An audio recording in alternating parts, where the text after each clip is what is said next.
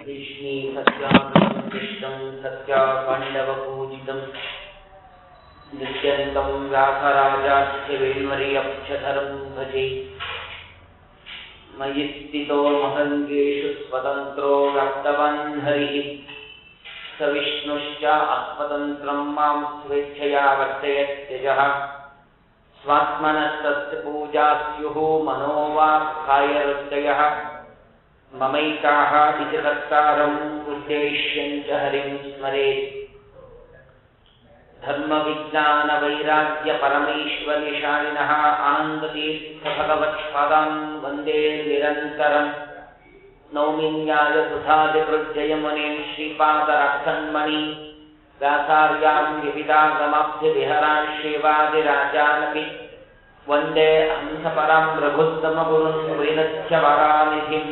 श्रीसत्योव्रतराघवेन्द्रमुनिपान् सद्बोधसत्यानपान् आपादमौलिपर्यन्तं गुरूणाम् आकृतिं स्मरेत्। येन प्रणश्यन्ति सिद्ध्यन्ति च मनोरथाः। श्रीगुरुभ्यो नमः। हरि ओम्। कान्ताय कल्याणगुणैकधाम्ने नवद्युनाथप्रतिमप्रभाय नारायणायाखिलकारणाय श्रीप्राणनाथाय नमस्करोमि। ಎರಡನೆಯ ಸರ್ಗದ ಪ್ರಾರಂಭದಲ್ಲಿ ಯಾವ ದೈತ್ಯರೆಲ್ಲರೂ ಕೂಡ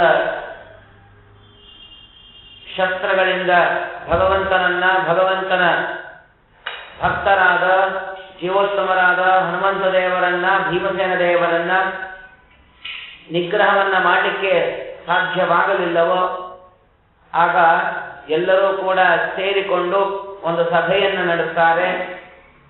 ಇವರನ್ನ ಹೀಗೆ ನಾವು ಸಂಹಾರವನ್ನ ಮಾಡಲಿಕ್ಕೆ ಸಾಧ್ಯವಾಗುವುದಿಲ್ಲ, ಅದಕ್ಕೆ ಒಂದು ಉಪಾಯವನ್ನು ಮಾಡೋಣ. ಏನದು? ಅವರಿಗೆ ಪ್ರೀತ್ಯಾಸ್ಪದವಾಗಿರ್ತಕ್ಕಂತಹ ವಸ್ತು ಯಾವುದು ಅದನ್ನ ನಾಶವನ್ನ ಪಡಿಸಿದರೆ ಅವರಿಗೆ ದುಃಖವಾಗತ್ತೆ. ಸಾಕು, ನಮ್ಮ ಶತ್ರುಗಳು ನಾಶವಾಗದೇ ಇದ್ದರೂ ನಿರಂತರ ದುಃಖ ಪಟ್ಟಿದ್ರೆ ಅದು ಒಂದು ತರಹದ ಸಂತೋಷ ನಮಗೆ ಅಂತ ವಿಚಾರವನ್ನ ಮಾಡಿ ವೇದಗಳಿಗೆ ವಿಚಿತ್ರವಾದ ಅರ್ಥಗಳನ್ನ ಅಪಾರ್ಥಗಳನ್ನ ಭಗವಂತನಿಗೆ ವಿರುದ್ಧವಾದ ಅರ್ಥವನ್ನ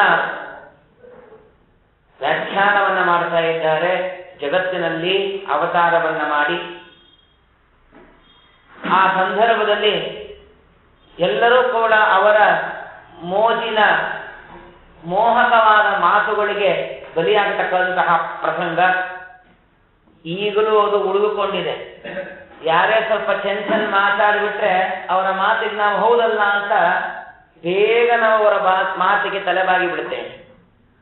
ಆ ಸಂದರ್ಭದಲ್ಲಿ ಮತ್ತೆ ದೇವತೆಗಳಿಗೆ ಹವಸ್ಸು, ಅವರ ಪೂಜಾ, ಭಗವಂತನ ಪೂಜಾ, ಸದ್ಧರ್ಮಗಳ ಆಚರಣೆ, ಭಗವಂತನ ಸರ್ವೋತ್ತಮತ್ವಾದಿಗಳು ಎಲ್ಲವೂ ಕೂಡ ನಾಶವಾಗಿ ಆಗಿ ನಾನೇ ದೇವರು ಅಂತ ಹೇಳ್ತಕ್ಕಂತಹ ಪ್ರಸಂಗ ಒದಗಿ ಬಂತು. ಇನ್ನು ಅನೇಕ ಮತಾಚಾರ್ಯರು ತಮ್ಮ ಅಭಿಪ್ರಾಯದಂತೆ ಏನೇನೋ ವ್ಯಾಖ್ಯಾನವನ್ನು ವೇದಗಳಿಗೆ ಮಾಡುವುದಕ್ಕೆ ಪ್ರಾರಂಭವನ್ನು ಮಾಡಿಬಿಟ್ರು. ಇಷ್ಟೆಲ್ಲ ಅವಸ್ಥೆ ಪ್ರಾರಂಭವಾಗಿರುವಾಗ ಅನ್ಯಥಾ ಶರಣಂ ನಾಸ್ತಿ ತ್ವಮೇವ ಶರಣಂ ಮಮ ಎಂಬುವಂತಹ ನಿಟ್ಟಿನಿಂದ ದೇವಾದಿ ದೇವತೆಗಳೆಲ್ಲರೂ ಕೂಡ ಬ್ರಹ್ಮದೇವರನ್ನ ಮೊರೆಹೊಕ್ಕಿದ್ದಾರೆ. ದೇವಾಶ್ಚತುರ್ಮುಖ ಮುಖಾಃ ಶರಣಂ ಪ್ರಜಗ್ಮುಃ. ಅವರೆಲ್ಲರೂ ಕೂಡ ಸೇರಿ ಬ್ರಹ್ಮದೇವರನ್ನ ಮೊರೆಹೊಕ್ಕಿದ್ದಾರೆ. ಬ್ರಹ್ಮದೇವರು ಭಗವಂತನನ್ನ ಮೊರೆಹೊಕ್ಕಿದ್ದಾರೆ. ಈ ಮೊರೆಹೊಕ್ಕುವುದ ವಿಷಯದಲ್ಲೇನೆ ಭಗವಂತನ ಸರ್ವೋತ್ತಮತ್ವವನ್ನು ಸ್ಥಾಪನೆ ಮಾಡಬೇಕು. ಯಾವಾಗ ನಾವು ಇನ್ನೊಬ್ಬರನ್ನ ಮೊರೆಹೊಕ್ತೀವಿ ಅಂತಂದ್ರೆ ಅವ್ರು ನಮಗಿಂತಲೂ ಉತ್ತಮ ಅಂತ. ಹಂಗಂಗ್ರಿ, ನಾವೆಲ್ಲ ಶಾಸ್ತ್ರ ಓದಿದೀವಿ, ಯಾರೊಬ್ಬರ ಹತ್ರ ಹೋಗಿ ನಾವು ಹಣ ಕೇಳಿದ್ವಿ ಅಂತ ಉತ್ತಮನ? ಹೌದು, ಶಾಸ್ತ್ರ ಓದಿದ ಜ್ಞಾನ ವಿಷಯದ ನೀವು ಉತ್ತಮ ಇರಬಹುದು, ಹಣ ಕೊಡುವ ವಿಷಯದಲ್ಲಿ ಅವನು ಉತ್ತಮ, ನಿನ್ನತ್ರ ಇಲ್ವಲ್ಲ, ನಿನ್ನತ್ರ ಇಲ್ಲದಿರುತ್ತಾ ನೀವು ಅವನು ಕೇಳಿದೆ. ಹಾಗಾದ್ರೆ ಏನ್ ಮಾಡ್ಬೇಕು? ಕೇಳಕ್ಕೂ ಬೇಡ, ಭಗವಂತನನ್ನ ಕೇಳು, ಅದಕ್ಕೆ ಶಾಸ್ತ್ರ ಉತ್ತರ ಕೊಡ್ತಾರೆ. ಆ ನಿಟ್ಟಿನಲ್ಲಿ ವಿಚಾರವನ್ನು ಮಾಡಿದಾಗ ದೇವಾಶ್ಚತುರ್ಮುಖ ಮುಖ ಶರಣಂ ಪ್ರಜಗ್ಮುಃ. ದೇವತೆಗಳೆಲ್ಲರೂ ಕೂಡ ಬ್ರಹ್ಮದೇವರ ಮುಖಾಂತರ ಭಗವಂತರನ್ನ ಮೊರೆ ಹೊಕ್ಕಿದ್ದಾರೆ. ಯಾವಾಗಲೂ ಮೊರೆ ಹೊಕ್ಕುವುದು ವಯೋಕ್ತೆ ಉತ್ತರಂ ತೀರಂ ಆಸಾಧ್ಯ ದುಗದರ್ಶವಾಹ ಸುಷ್ಟವ ಪುಂಡರೀಕಾಕ್ಷಂ ಅಕ್ಷಯಂ ಪುರುಷೋತ್ತಮಂ ಎನ್ನುವಂತೆ ಶಾಸ್ತ್ರದಲ್ಲಿ ಆಚಾರ್ಯರಪ್ಪಣೆ ಕೊಡಿಸಿದಂತೆ ಅದೇ ರೀತಿಯಿಂದ ಮೊರೆ ಹೊಕ್ಕಿದ್ದಾರೆ. ಭಗವಂತ ಅವರ ಜೊತೆಗೆ ವಾದವನ್ನ ಮಾಡಿದ, ಮಾತನಾಡಿದ. ಭಗವಂತ ಹೇಳ್ಬಿಟ್ಟ, ನಾನು ಅವತಾರ ಮಾಡೋಗಿಲ್ಲ. ಯಾಕೆ? ನನ್ನದೊಂದು ಸಂಕಲ್ಪ. ದೇವರನ್ನು ಸಂಕಲ್ಪ ಮಾಡ್ಕೊಂಡಿರ್ತಾನೆ. ಏನ್ ಸಂಕಲ್ಪ ಮಾಡ್ಕೊಂಡಿದ್ದಾನೆ ಅಂತಂದ್ರೆ, ಅದಕ್ಕಲೋ ತ್ರಿಯಗಭೂತಿರನೋದ್ಭೂಷು ಬ್ರಹ್ಮಾಣಮಕ್ಕನವತಾರ ಮನಾದಿ ದೃಕ್ಷು ಸರ್ವಜ್ಞ ಮನ್ಯ ಮನವೇಕ್ಷ ಸಕಾರ ವೀರ್ಯಂ ನೀರಾನನೋ ಭುವನ ಜೀವನ ಮಾಭಭಾಷೆ. ಭಗವಂತ ಹೇಳ್ದ, ಬ್ರಹ್ಮದೇವ, ನೀ ಯಾವಾಗ ಮೊರೆ ಹೊಕ್ಕಿದ್ದಿ, ಯಾವಾಗ ನನ್ನ ಕುರಿತು ಬಂದಿದ್ದೀಯ, ಪ್ರತಿ ಸಲವೂ ನಾನು ನಿಮ್ಮಗಳ ಸಲುವಾಗಿ ಅವತಾರವನ್ನು ಮಾಡಿದ್ದೇನೆಪ್ಪ ನಿಜ. ಆದರೆ ಏನ್ ಮಾಡ್ಲಿ, ಈ ಸತಿ ನಾನು ಅವತಾರವನ್ನ ಮಾಡಲಿಕ್ಕೆ ಸಾಧ್ಯವಿಲ್ಲ. ಯಾಕೆ ಸ್ವಾಮಿ ಅಂತಂದ್ರು. ಗೊತ್ತು ಬ್ರಹ್ಮದೇವರಿಗೆ ಪರಮಾತ್ಮ ಅವತಾರ ಮಾಡಲ್ಲ ಅಂತ ಗೊತ್ತು. ಸರ್ವಜ್ಞರು ಗೊತ್ತಿದ್ದರೂ ನಿನ್ನ ಹತ್ರ ಬಂದ್ರೇನೆ ಕೆಲಸ ಆಗೋದು. ಏನಾರ ಮಾಡಿ ಕೆಲಸ ಮಾಡ್ಕೊಡು ಅಂತ ಹೇಳ್ತಿರ್ತಾರ. ಅಲ್ರಿ ನಮ್ಗೇನ್ರಿ ಅವಕ್ಕೆಲ್ಲ ಬಹಳ ದುರಿದಿ ನಾವು, ಇಲ್ಲ ಸ್ವಾಮಿ ನೀವು ಮನಸ್ಸು ಮಾಡೋದಾಗತ್ತೆ ಅಂತ ಹೇಳ್ತಿರ್ತೀವಲ್ಲ. ಹಾಗಿದ್ದ ಹಾಗೆ ಬ್ರಹ್ಮದೇವರು ಹೇಳ್ತಾರೆ, ಯಾಕೋ ಸ್ವಾಮಿ ಏನಾಯ್ತು, ನಾನು ತ್ರಿಯುಗ ಭೂತಿ, ಅದೇನು 3 ಯುಗದಲ್ಲಿ ಮಾತ್ರ ಭಗವಂತ ಅವತಾರವನ್ನ ಮಾಡ್ತೇನೆ ಅಂತ ಸಂಕಲ್ಪವನ್ನ ಮಾಡಿಕೊಂಡಿದ್ದಾನೆ. ಹೀಗಾಗಿ ಕೃತ ತ್ರೇತ ದ್ವಾಪರ ಮತ್ತು ಶ್ರೀನಿವಾಸರ ಅವತಾರ ಯಾವಾಗ ಅಂತ ಪ್ರಶ್ನೆ ಬರ್ತದೆ. ಅದರ ಸಂಧಿಕಾಲದಲ್ಲಿ ದೋಷವಿಲ್ಲ. ಹೀಗಾಗಿ ಆ ಕಾಲದಲ್ಲಿ ಕಲಿಯುಗದಲ್ಲಿ ಭಗವಂತನ ಅವತಾರವಿಲ್ಲ ಅಷ್ಟೇ ಹೊರತು ಸಂಧಿಕಾಲದಲ್ಲಿ ಅವತಾರವಿಲ್ಲ ಅಂತ ಹೇಳಿಲ್ಲ. ಹೀಗಾಗಿ ಅದನ್ನು ಭಗವಂತ ಮಾಡಿ ತೋರಿಸ್ತಾ ಇದ್ದಾನೆ. ನಾನು ಅವತಾರವನ್ನು ಮಾಡೋದಿಲ್ಲ ಅಂತ. ನೀನೇ ಅವತಾರ ಮಾಡು ಅಂತ ಬ್ರಹ್ಮದೇವರಿಗೆ ಹೇಳೋಣ ಅಂತಂದ್ರೆ, ಬ್ರಹ್ಮಾಣಮಪ್ಪನವತಾರ ಮನಾದಿ ದೃಕ್ಷು. ಬ್ರಹ್ಮದೇವರು ಎಂದೋ ಕೈ ಹಾಕಿಬಿಟ್ಟಿದ್ದಾರೆ, ಸ್ವಾಮಿ ನಾನು ಅವತಾರವನ್ನ ಮಾಡಿ ಆ ಭೂಲೋಕಕ್ಕೆ ಹೋಗಿ ಆ ಜನರ ಮಧ್ಯೆ ನಾನು ಗುದ್ದಾಡೋದೇ ಇಲ್ಲ. ಮತ್ತೇನ್ ಮಾಡ್ತೇನೆ, ಅಖಂಡ ನಿನ್ನ ಧ್ಯಾನ ವೇದ ಮಂತ್ರ ನಿನ್ನ ಕೊಂಡಾಡುವುದು ನನ್ನ ಕೆಲಸ. ಅದು ಬಿಟ್ಟು ನನಗೆ ಇನ್ನೇನು ಬೇಡ, ನನಗೆ ಸತತವಾಗಿ ನೀ ಬೇಕು. ಇದು ಬ್ರಹ್ಮದೇವರ ಅಪೇಕ್ಷೆ ಪಟ್ಬಿಟ್ರು ನಾನೆಲ್ಲೂ ಹೋಗೋದೇ ಇಲ್ಲ. ಅಕಸ್ಮಾತ್ ಬ್ರಹ್ಮದೇವರೇನಾದರೂ ಈ ಮಾತನ್ನ ಅರ್ಥಾತ್ ಅವತಾರ ಮಾಡೋದಿಲ್ಲ ಅಂತ ಅಂದುಕೊಳ್ಳದೆ ಅವತಾರ ಮಾಡಿಬಿಟ್ಟಿದ್ರೆ ಏನಾಗ್ತಿತ್ತು ಅಂತಂದರೆ, ಜಗತ್ತಿನಲ್ಲಿ ಬಹುಶಃ ದೇವರ ದೇವಸ್ಥಾನಕ್ಕಿಂತ ಬ್ರಹ್ಮದೇವರ ದೇವಸ್ಥಾನವೇ ಜಾಸ್ತಿ ಆಗ್ತಿತ್ತು. ಯಾಕೆ? ಬ್ರಹ್ಮದೇವರು ಕೇಳೋರಿಗೆಲ್ಲ ವರ ಕೊಟ್ಬಿಟ್ಟು ಹೋಗ್ತಾರಲ್ಲ. ಹಿರಣ್ಯಕಶಿಪು ತಪಸ್ ಮಾಡೋದು ವರ ಕೊಡ್ತಾರೆ, ನಮ್ಮ ದೇಶ ತಪಸ್ ಮಾಡೋದು, ಯಾರು ಕೊಡ್ತು ಬ್ರಹ್ಮದೇವರ ತಪಸ್ ಮಾಡೋ ವರ ಕೊಟ್ಬಿಡ್ತಿದ್ದಾರೆ. ಆಗ್ಲೇ ವರ ಕೊಟ್ಟವರು ಕಲಿಯುಗದಲ್ಲಿ ಬಿಡ್ತಿದ್ರ.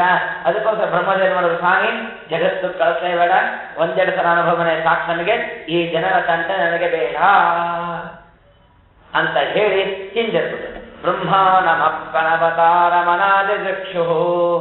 ದೇವರು ನೋಡೋದಂತ ಹಿಂಗ ನಡ್ಕೊಂಬಂತ. ಇನ್ಯಾರು ಸಮರ್ಥರಿದ್ದಾರೆ? ಭೂಲೋಕಕ್ಕೆ ಹೋಗಿ ಎಲ್ಲ ಸೂತ್ರಗಳಿಗೆ ವಿಶೇಷವಾದ ವ್ಯಾಖ್ಯಾನವನ್ನ ಮಾಡಿ ಪರಮತಾಚಾರ್ಯರ ಖಂಡನೆಯನ್ನ ಮಾಡಿ ನನ್ನ ಸರ್ವೋತ್ತಮತ್ವವನ್ನು ಸ್ಥಾಪನೆ ಮಾಡುವ ಧೈರ್ಯ ಬಲ ಜ್ಞಾನ ಬುದ್ಧಿ ಪ್ರತಿಭಾ ಎಲ್ಲವೂ ಯಾರಲ್ಲಿದೆ ಅಂತ ಭಗವಂತ ಹೀಗೆ ವೀಕ್ಷಣೆ ಮಾಡಿದಾಗ ಭಗವಂತನ ನಾಮಸ್ಮರಣೆಯ ಮನೆಯಲ್ಲಿ ಮಾಡ್ತಾ ಕೂತಿದ್ರಂತೆ. ವಾಯುದೇವರು ಅವರನ್ನು ನೋಡಿ ಸರ್ವಜ್ಞ ಮನ್ಯ ಮನವೇಕ್ಷ ಕಾರ್ಯ ವೀರಂ. ವಾಯುದೇವರು ನೋಡಿ, ವಾಯುದೇವ ಸ್ಮೇರಾನನೋ ಭುವನ ಜೀವನ ಮಾಭಭಾಷೆ, ಈ ಕೆಲಸ ಮಾಡೋದಕ್ಕೆ ನೀನೇ ಸಮರ್ಥ. ಏನ್ ಸ್ವಾಮಿ ಸಮಸ್ಯೆ? ವೇದಾಂತ ಮಾರ್ಗ ಪರಿಮಾರ್ಗ ನದೀನ ದೂರ. ಎಲ್ಲರೂ ಕೂಡ ವೇದಗಳ ಅರ್ಥವನ್ನು ಚೆನ್ನಾಗಿ ತಿಳಿಯದೇನೆ ಬಹಳ ಖಿನ್ನರಾಗಿದ್ದಾರೆ, ದುಃಖಿತರಾಗಿದ್ದಾರೆ. ನನ್ನ ಸರ್ವೋತ್ತಮತ್ವ ಜ್ಞಾನಾದಿಗಳು ಯಾರಿಗೂ ಕೂಡ ತಿಳಿತಾ ಇಲ್ಲ. ಅದಕ್ಕೆ ಹೋಗಿ ಅವತಾರವನ್ನ ಮಾಡಿ ನನ್ನ ಸರ್ವೋತ್ತಮತ್ವವೆಂಬ ಮತವನ್ನ ಸ್ಥಾಪನೆ ಮಾಡಿ ಯಾರು ಯೋಗ್ಯ ಜೀವರಾಶಿಗಳಿದ್ದಾರೋ ಅವ್ರಿಗೆ ಮಾತ್ರ ತಲುಪುವಂತೆ ಮಾಡಿ ಬಾ. ಯಾರಿಗೆ ಯೋಗ್ಯತೆ ಇಲ್ಲ ಅವರುಗಳು ತಲುಪಲಿಕ್ಕೆ ಸಾಧ್ಯವಿಲ್ಲ. ಅದನ್ನ ಮೇಲ್ಕೂತೆ ವ್ಯವಸ್ಥೆ ಮಾಡ್ತೇನೆ ಅಂತ ಭಗವಂತ ಹೇಳಿದಾಗ ವಾಯುದೇವರು ಒಂದು ಸಲವೂ ಬೇಜಾರು ಅಂತಂದಿಲ್ಲ, ಸಾಕಾಯಿತು ಅಂತಂದಿಲ್ಲ, ಹೋಗಲ್ಲ ಅಂತಂದಿಲ್ಲ, ಇಷ್ಟ ಇಲ್ಲ ಅಂತಂದಿಲ್ಲ. ಯಾಕೆಂದ್ರೆ ನಾವಿಲ್ಲೇ ಒಂದು ಎದುರುಗಡೆ ಇರತಕ್ಕಂಥ ಮೆಡಿಕಲ್ ಶಾಪ್ ಹೋಗಿ ಒಂದ್ಸಲ ಕ್ರೋಸಿನ್ ತಗೊಂಬ ಅಂತ ಯಾರನ್ನೋ ಕಳಿಸಿದ್ರಿ, 2 ಗಂಟೆಗೆ ತಿರುಗಿ ಇನ್ನೊಂದ್ಸಲ ಹೋಗಿ ತಲೆ ನೋಡ್ತಾ ಇದೆಯಪ್ಪ, ಇನ್ನೊಂದು ನವಾಜಿನ್ ತಗೊಂಬ ಅಂತ ಅವನು ಕೊಟ್ಟು ಕಳ್ಸಿದ್ರೆ ಏನ್ರಿ ಸದಾ ನಾನೇ ಹೋಗ್ಬೇಕಾ ಅಂತ ಅಂದ್ಬಿಡ್ತೀವಿ. ಅಂತ ವಾಯುದೇವರು ಹೇಳಿದ್ರು, ಹನುಮಂತನಾಗ ಅವತಾರ ಮಾಡಿದ್ರು, ಭೀಮಸೇನ ದೇವರ ಅವತಾರವನ್ನ ಮಾಡಿದ್ರು, ತಿರ್ಗಾ ಭಗವಂತನ ಸರ್ವೋತ್ತಮತ್ವವನ್ನು ಸ್ಥಾಪನೆ ಮಾಡುವುದಕ್ಕೆ ಹೊರಡಬೇಕು ಅಂತ ಹೇಳಿದ್ರೆ ಕಿಂಚಿತ್ತು ಅಸಮಾಧಾನವನ್ನ ಮಾಡಿಕೊಳ್ಳದೇನೆ ಸಂತೋಷದಿಂದ ಸ್ವಾಮಿ ಅವಶ್ಯವಾಗಲಿ ಅಂತ ಮನಪೂರ್ವಕವಾಗಿ ಒಳಗೊಂದು ಹೊರಗೊಂದು ಇಲ್ಲದೆ ಆಮೇಲೆ ಅಂತ ಅನ್ನದೇನೆ, ನೋಡೋಣ ಅಂತ ಅನ್ನದೇನೆ ತಕ್ಷಣದಲ್ಲಿ ಭಗವಂತನ ಆಜ್ಞೆಯನ್ನ ಶಿರಸಾಧಾರಣೆ ಮಾಡ್ತಾರಂತೆ. ಆದೇಶ ಮೌಳಿ ಮಣಿಮುಜ್ವಲ ವರ್ಣಮೇನಂ ಬದ್ಧಾಂಜಲಿ, ಕೈಯನ್ನು ಮುಗಿದುಕೊಂಡು ಸ್ವಾಮಿ ಏನ್ ಆಜ್ಞೆ ಮಾಡ್ತೀಯೋ ಅದು ಹೇಳಿದ ತಕ್ಷಣ ದೇವತೆಗಳೆಲ್ಲ ಸಂತೋಷವಾಯ್ತು. ದೇವತೆಗಳು ಸಂತೋಷವಾಯ್ತಲ್ಲ, ಅವರು ಒಂದ್ಸಲ ಪ್ರಾರ್ಥನೆ ಮಾಡೋದು, ಸ್ವಾಮಿ ವಾಯುದೇವರೇ ನಾವು ಧನ್ಯರಾದು, ನೀವು ಅವತಾರವನ್ನ ಮಾಡ್ತೀರಲ್ಲ, ದಯವಿಟ್ಟು ಆ ಭಗವಂತನ ಆಜ್ಞೆನ ಶಿರಸಾಧಾರಣೆ ಮಾಡಿದಿರಲ್ಲ, ನಮ್ಮ ಪ್ರಾರ್ಥನೆಯೂ ಅದರ ಜೊತೆಗೆ ಸೇರಿದೆ, ದಯವಿಟ್ಟು ಅವತಾರವನ್ನ ಮಾಡಿ ಅದು ಸರ್ವೋತ್ತಮತ್ವವನ್ನು ಸ್ಥಾಪನೆ ಮಾಡಬೇಕು ಅಂತ ಪ್ರಾರ್ಥನೆ ಮಾಡಿದಾಗ ಆ ದೇವತೆಗಳ ಪ್ರಾರ್ಥನೆಯನ್ನು ಕೂಡ ಹಾರಾವಳಿ ಮೆಬುಧ ವಿಭುಧೇಂದ್ರಯಾಂಚ, ನೀವೆಲ್ಲ ನನಗಿಂತ ಚಿಕ್ಕವರು, ನೀವೇ ನನ್ಗೆ ಹೇಳೋದು, ಕೆಲವೊಮ್ಮೆ ಹಂಗಾಗ್ತದೆ ಪ್ರಸಂಗ. ಅಪ್ಪ ಅಮ್ಮನಿಗೆ ಮಕ್ಕಳೇನಾದ್ರು ಹೇಳ್ಬಿಟ್ರೆ ಅಪ್ಪ ಹಂಗಲ್ಲ ಹಿಂಗೆ, ಅಮ್ಮ ಹಂಗಲ್ಲ ಹಿಂಗೆ ಅಂತ, ನೀನೇ ನನ್ಗೆ ಹೇಳೋದು, ನೀ ನನಗಿಂತ ಚಿಕ್ಕೋನು ಅಂತ ಅಂದ್ಬಿಡ್ತಾರೆ. ಎಲ್ಲಿ ಗುಣ ಇದೆ, ಎಲ್ಲಿ ಗ್ರಹಿಸುವಂತಹ ಒಂದು ವಸ್ತುವಿದೆ, ಅದು ಯಾರೇ ಹೇಳಿದ್ರು ಗ್ರಹಣ ಮಾಡಬೇಕು. ಚಿಕ್ಕವರು ಹೇಳಿದ್ರು ಗ್ರಹಣ ಮಾಡಬೇಕು, ಹೊರಗಿನವರು ಹೇಳಿದ್ರು ಗ್ರಹಣವನ್ನು ಮಾಡಬೇಕು, ಆಗದೇ ಇದ್ದವರು ಹೇಳಿದ್ರು ಗ್ರಹಣ ಮಾಡಬೇಕು. ಯಾಕೆ ಅವ್ರು ಹೇಳೋದು ನಮ್ಮೊಳ್ಳೆದಕ್ಕೆ ಹೇಳ್ತಾರೆ, ಅದನ್ನು ತಿಳ್ಕೊಂಡು ಗ್ರಹಣ ಮಾಡಬೇಕು. ಇಲ್ಲೂ ಕೂಡ ವಾಯುದೇವರು ಹೇಳ್ತಾರೆ, ಇಷ್ಟು ದೇವತೆಗಳು ಪ್ರಾರ್ಥನೆ ಮಾಡ್ತಾ ಇದ್ದಾರಲ್ಲ, ನೀವು ಚಿಕ್ಕವ್ರು ನನ್ಗೇನು ಹೇಳೋದು ಅಂತ ಅನ್ನದೇನೆ ಅವರು ಪ್ರಾರ್ಥನೆ ಎಂಬ ಹಾರವನ್ನ ಧಾರಣ ಮಾಡಿಕೊಂಡಿದ್ದಾರಂತೆ. ಹಾರಾವಲಿ ವಿಭುಧ ವಿಭುಧೇಂದ್ರಯಾಂಚಾಂ ಎಂಬುದಾಗಿ ಅದನ್ನ ತಕ್ಷಣ ಒಪ್ಪಿಕೊಂಡಿದ್ದಾರೆ. ನಾಳೆ ನಾಳಿದ್ದು ಅಂತ ಅನ್ನದೇನೆ ತಕ್ಷಣದಲ್ಲಿ ಅವತಾರ ಮಾಡುವುದಕ್ಕೆ ನಿರ್ಣಯವನ್ನ ಮಾಡಿಕೊಂಡು ಕೆಳಗೆ ಬರ್ತಾ ಇದ್ದಾರೆ ಭೂಲೋಕಕ್ಕೆ. ಅಲ್ಲಿ ಉತ್ತಮರಾಗಿರತಕ್ಕಂತಹ ಎಂಭಟ್ಟ ಯಜ್ಞಭಿವದಂತಿ ಜನಾವಿನೀತಂ ಅಂದ್ರೆ ಭಟ್ ಅಂತ ಕರೆದಿದ್ರು ಅವರಿಗೆ. ಯಾಕೆಂದ್ರೆ ಭಟ್ ಶಬ್ದಕ್ಕೆ ಜ್ಞಾನ ಅಂತ ಅರ್ಥ. ಅವರ ಹೆಸರುಗಳು ಎಲ್ಲೂ ಕೊಟ್ಟಿಲ್ಲ. ಮಧ್ಯಗೇಹ ಭಟ್ಟರು ಅಂತಂತಾರೆ, ವೇದವತಿ ಅಂತಂತಾರೆ. ಅದು ವಾಸ್ತವಿಕವಾದ ನಾಮವಲ್ಲ. ಮಧ್ಯಗೇಹ ಅನ್ನತಕ್ಕಂತಹ ಒಂದು ಗ್ರಾಮ ಅಥವಾ ಊರಿನ ಮಧ್ಯಗೇಹ, ಮಧ್ಯ ಪ್ರದೇಶ ಅಂತ ಅರ್ಥ. ಅಲ್ಲಿಯವರವರು ಅಂತ ಅರ್ಥ. ಭಟ್ಟಿ ಶಬ್ದಕ್ಕೆ ಜ್ಞಾನವುಳ್ಳವರು ಅಂತ ಅರ್ಥ. ಅಂದರೆ ಜ್ಞಾನಿಗಳಾಗಿದ್ರು, ಪಂಡಿತರಾಗಿದ್ರು ಅಷ್ಟೇ ಅರ್ಥ ಹೊರತು ಅದು ವಾಸ್ತವವಾದ ಅವರ ಹೆಸರು ಅಲ್ಲ ಅಂತ ಉಲ್ಲೇಖವನ್ನು ಮಾಡಿದ್ದಾರೆ. ವೇದವತಿ ಅನ್ನೋ ಶಬ್ದಕ್ಕೂ ಅಷ್ಟೇ ಅರ್ಥ. ಒಳ್ಳೆ ಸಂಸ್ಕಾರಯುತಳು ಅಂತ ಅಷ್ಟೇ ಅರ್ಥವೇ ಹೊರತು ಅವರ ಹೆಸರನ್ನ ಎಲ್ಲೂ ಕೂಡ ಉಲ್ಲೇಖವನ್ನ ಮಾಡಿಲ್ಲ. ಹೀಗೆ ಅವರು ಇರತಕ್ಕಂಥ ಸಂದರ್ಭದಲ್ಲಿ ಈ ಕಡೆ ಆ ಮಧ್ಯಗೆ ಭಟ್ಟರು ಹಾಗೂ ವೇದವತಿ ಎಂಬುವರಿಗೆ ಸಂತಾನವಿರೋದಿಲ್ಲ. ಸಂತಾನವಿರದೇ ಇದ್ದಾಗ ತಮ್ಮ ಕುಲಸ್ವಾಮಿಯಾದ ಉಡುಪಿಯಲ್ಲಿರ್ತಕ್ಕಂಥ ಅನಂತೇಶ್ವರನನ್ನ ಚೆನ್ನಾಗಿ ಸೇವೆಯನ್ನ ಮಾಡ್ತಾರೆ. ಆ ಭಗವಂತನ ವಿಶೇಷವಾಗಿರ್ತಕ್ಕಂತಹ ಅನುಗ್ರಹ, ಆ ಅನುಗ್ರಹದಿಂದ ವಿಶೇಷವಾದ ಒಂದು ಪುತ್ರ ಸಂತಾನವನ್ನ ಪಡಿತಾರೆ. ಆಗ ಮಧ್ವೇಜಾತ ತಿಳಿದುಕೊಡ್ತಾರೆ. ಆ ಒಂದು ಆಚಾರ್ಯರು, ಶ್ರೀಮದಾಚಾರ್ಯರು ಅವರಲ್ಲಿ ಅವತಾರವನ್ನು ಮಾಡಬೇಕಾದ್ರೆ ಅವರು ಯಾರು, ಏನು, ಎತ್ತ ಅಂದಾಗ ಅದಕ್ಕೆ ಉತ್ತರ ಕೊಡ್ತಾರೆ. ಪೂರ್ವೇಪಿ ಕರ್ತಮ ಪರಾಶರ ಪಾಂಡು ಮುಖ್ಯ ಯಚ್ಚೇವಯ ಗುಣಗಣಾದಮಪತ್ಯಮಾಪುಃ ಸಂಪೂರ್ಣ ಸದ್ಗುಣತನಂ ಕರುಣಾಮೃತಾಬ್ಧಿಂ ನಾರಾಯಣಂ ಕುಲಪತಿಂ ಶರಣಂ ವ್ರಜೇಮ.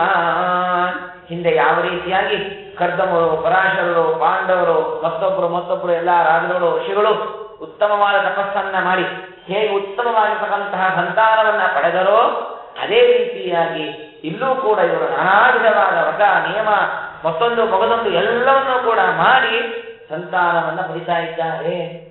ಸಂತಾನ ಬೇಗ ಆದ್ರೂ ಒಂಥರ ಕಷ್ಟ, ತುಂಬಾ ತಡವಾದ್ರೂ ಒಂಥರ ಕಷ್ಟ.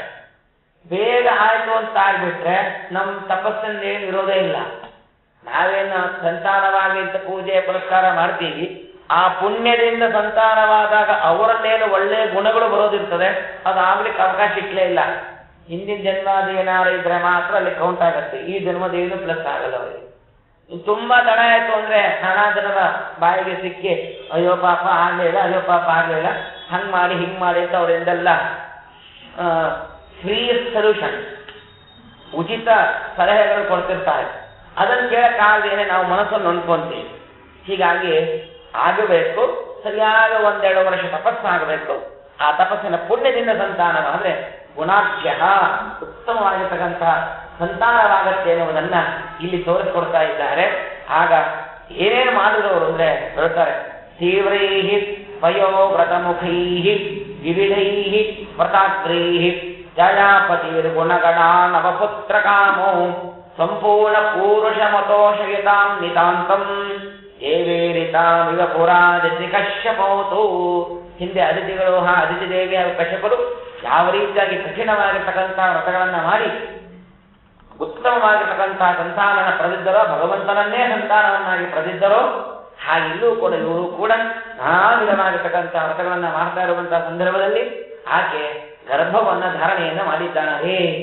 ಸಂಪೂರ್ಣ ಪಕ್ಷ ಸಿತ ಬಿಂಬಮಿವ ಪ್ರವೃದ್ಧಂ ಯಾವತ್ ದ್ವಿಜೇಂದ್ರ ವನಿತಾ ಸುಷವೇತ್ರ ತಾವತ್ ಅಂಶೇನ ವಾಯುರವತೀರ ಸರೋಪ್ಯ ಪೀಠೆ ವಿಷ್ಣುಂ ಪ್ರಣಮ್ಯ ಭವನಂ ಪ್ರಯಯೋ ತದೀಯಂ ಎಂಬುವಂತೆ ಆ ಅತ್ಯುತ್ತಮವಾಗಿರ್ತಕ್ಕಂತಹ ವಾಯುದೇವರು ಯಾವಾಗ ಇವರು ಗರ್ಭವನ್ನ ಧಾರಣೆಯನ್ನ ಮಾಡಿದ್ದಾರೆ, ನನ್ನ ಕಾಲ ಸಮೀಪಿಸಿತು ಅಂತ ಹೇಳಿ ನೇರವಾಗಿ ಗರ್ಭದಲ್ಲಿ ಪ್ರವೇಶವನ್ನ ಮಾಡಿ ಆ ಒಳಗಿರ್ತಕ್ಕಂತಹ ಜೀವನ ಹೊರಗೆ ಕಳಿಸಿ ತಾವು ಅವತಾರವನ್ನ ಮಾಡಬಹುದಾಗಿತ್ತು. ಹಾಗೆ ಮಾಡಲಿಲ್ಲ. ವಾಯುದೇವರಲ್ಲಿರುವಂತಹ ಗುಣವನ್ನ ಅವರ ಮತದಲ್ಲಿ ಬಂದಿರತಕ್ಕಂತಹ ನಾವುಗಳು ಕನಿಷ್ಠ ಪಕ್ಷ ಒಂದು ಗುಣವನ್ನಾದರೂ ನಾವು ಅವರಲ್ಲಿ ಸ್ವೀಕಾರವನ್ನು ಮಾಡಿ ಏನ್ ಮಾಡೋದು? ಇಲ್ಲಿ ಬಂದ್ರು, ಭೂಲೋಕಕ್ಕೆ ಬಂದ್ರು, ವಾಯುದೇವರು ಭೂಲೋಕಕ್ಕೆ ಬಂದು ಅಲ್ಲಿರತಕ್ಕಂತಹ ವಿಷ್ಣು ಪ್ರಣಮ್ಯ ಅನಂತೇಶ್ವರಿಗೆ ನಮಸ್ಕಾರವನ್ನ ಮಾಡಿ, ಭಗವಂತ ನಿನ್ನ ಸರ್ವೋತ್ತಮತ್ವವನ್ನ ಸ್ಥಾಪನೆ ಮಾಡುವುದಕ್ಕೋಸ್ಕರವಾಗಿ ಅವತಾರ ಮಾಡ್ತಾ ಇದ್ದೇನೆ, ಅನುಗ್ರಹವನ್ನ ಮಾಡು. ಯಾರಿಗೆ ಆಗಲಿ ನಮಸ್ಕಾರವನ್ನ ಮಾಡಿಬಿಟ್ರೆ ಇವರಿಬ್ಬರ ಪ್ರಶ್ನೆ ಇಲ್ಲ. ಅವರು ಜೀವೋತ್ತಮ, ಇವರು ವಾಯುತ್ತಮ, ಸರ್ವೋತ್ತಮ. ನಾವುಗಳು ಯಾರಾದರೂ ಒಬ್ಬರಿಗೆ ನಮಸ್ಕಾರವನ್ನು ಯಾಕೆ ಮಾಡಬೇಕು ಅಂದ್ರೆ ಅವರೊಂದು ಒಳ್ಳೆ ಆಶೀರ್ವಾದ ಮಾಡ್ತಾರೆ. ಏನೇ ಎಷ್ಟೇ ದ್ವೇಷಗಳಾಗಿದ್ದರೂ ಕೂಡ ನಮಸ್ಕಾರ ಮಾಡ್ತಾ ಇದ್ದೇನೆ, ಆಗಪ್ಪ ವಿಶೇಷ ಏನೋ ಮಾಡಿದ್ದೆ, ನಾನು ಮರಿತೀನಿ, ನೀನು ಮರಿ, ಒಳ್ಳೇದಾಗಲಿ. ಕೊನೆ ಎಷ್ಟೇ ದ್ವೇಷ ಇದ್ದರೆ ಈ ಮಾತು ಅವ್ರ ಬಾಯಲ್ಲಿ ಬರ್ತದೆ.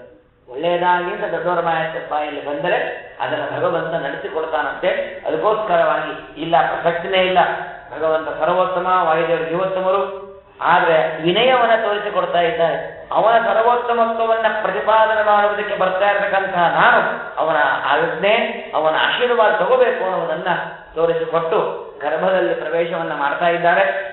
ಒಳಗಿರತಕ್ಕಂತಹ ಆ ಜೀವವನ್ನ ನಿಷ್ಕಾಸಯನ್ ಪರಮಥೋ ಭಗವಾನ್ ನಿವೇಶ, ಆ ಜೀವವನ್ನ ಹೊರಗೆ ಕಳಿಸಿ ಅಲ್ಲಿ ತಾವು ಒಳಗೆ ಪ್ರವೇಶವನ್ನ ಮಾಡಿ ಗರ್ಭದಲ್ಲಿ ಆಗತಕ್ಕಂತಹ ವೇದನೆ ವಾಯುದೇವರು ಏನೂ ಇಲ್ಲ. ಆಮೇಲೆ ವಾಯುದೇವರು ಸಂತುಷ್ಟತಾಂ ಸಕಲ ಸನ್ನಿಕರೇ ರಸದ್ಭಿ ಕಿಚ್ಚೇತ ವಾಯುರಮಾ ವಿರಭುತ್ ಪ್ರಚೋರ್ಯಾಂ, ಭೂಮಿಯಲ್ಲಿ ಅವರು ಅವತಾರವನ್ನ ಮಾಡ್ತಾ ಇದ್ದಾರೆ. ಅವತಾರವನ್ನ ಮಾಡಿದಾಗ ಆ ಘಂಟಾನಾದ, ದೇವತೆಗಳ ಸ್ತೋತ್ರ ಎಲ್ಲವೂ ಕೂಡ ಸುದ್ದಿ ಚೆನ್ನಾಗಿ ಹರಿದಿದೆ.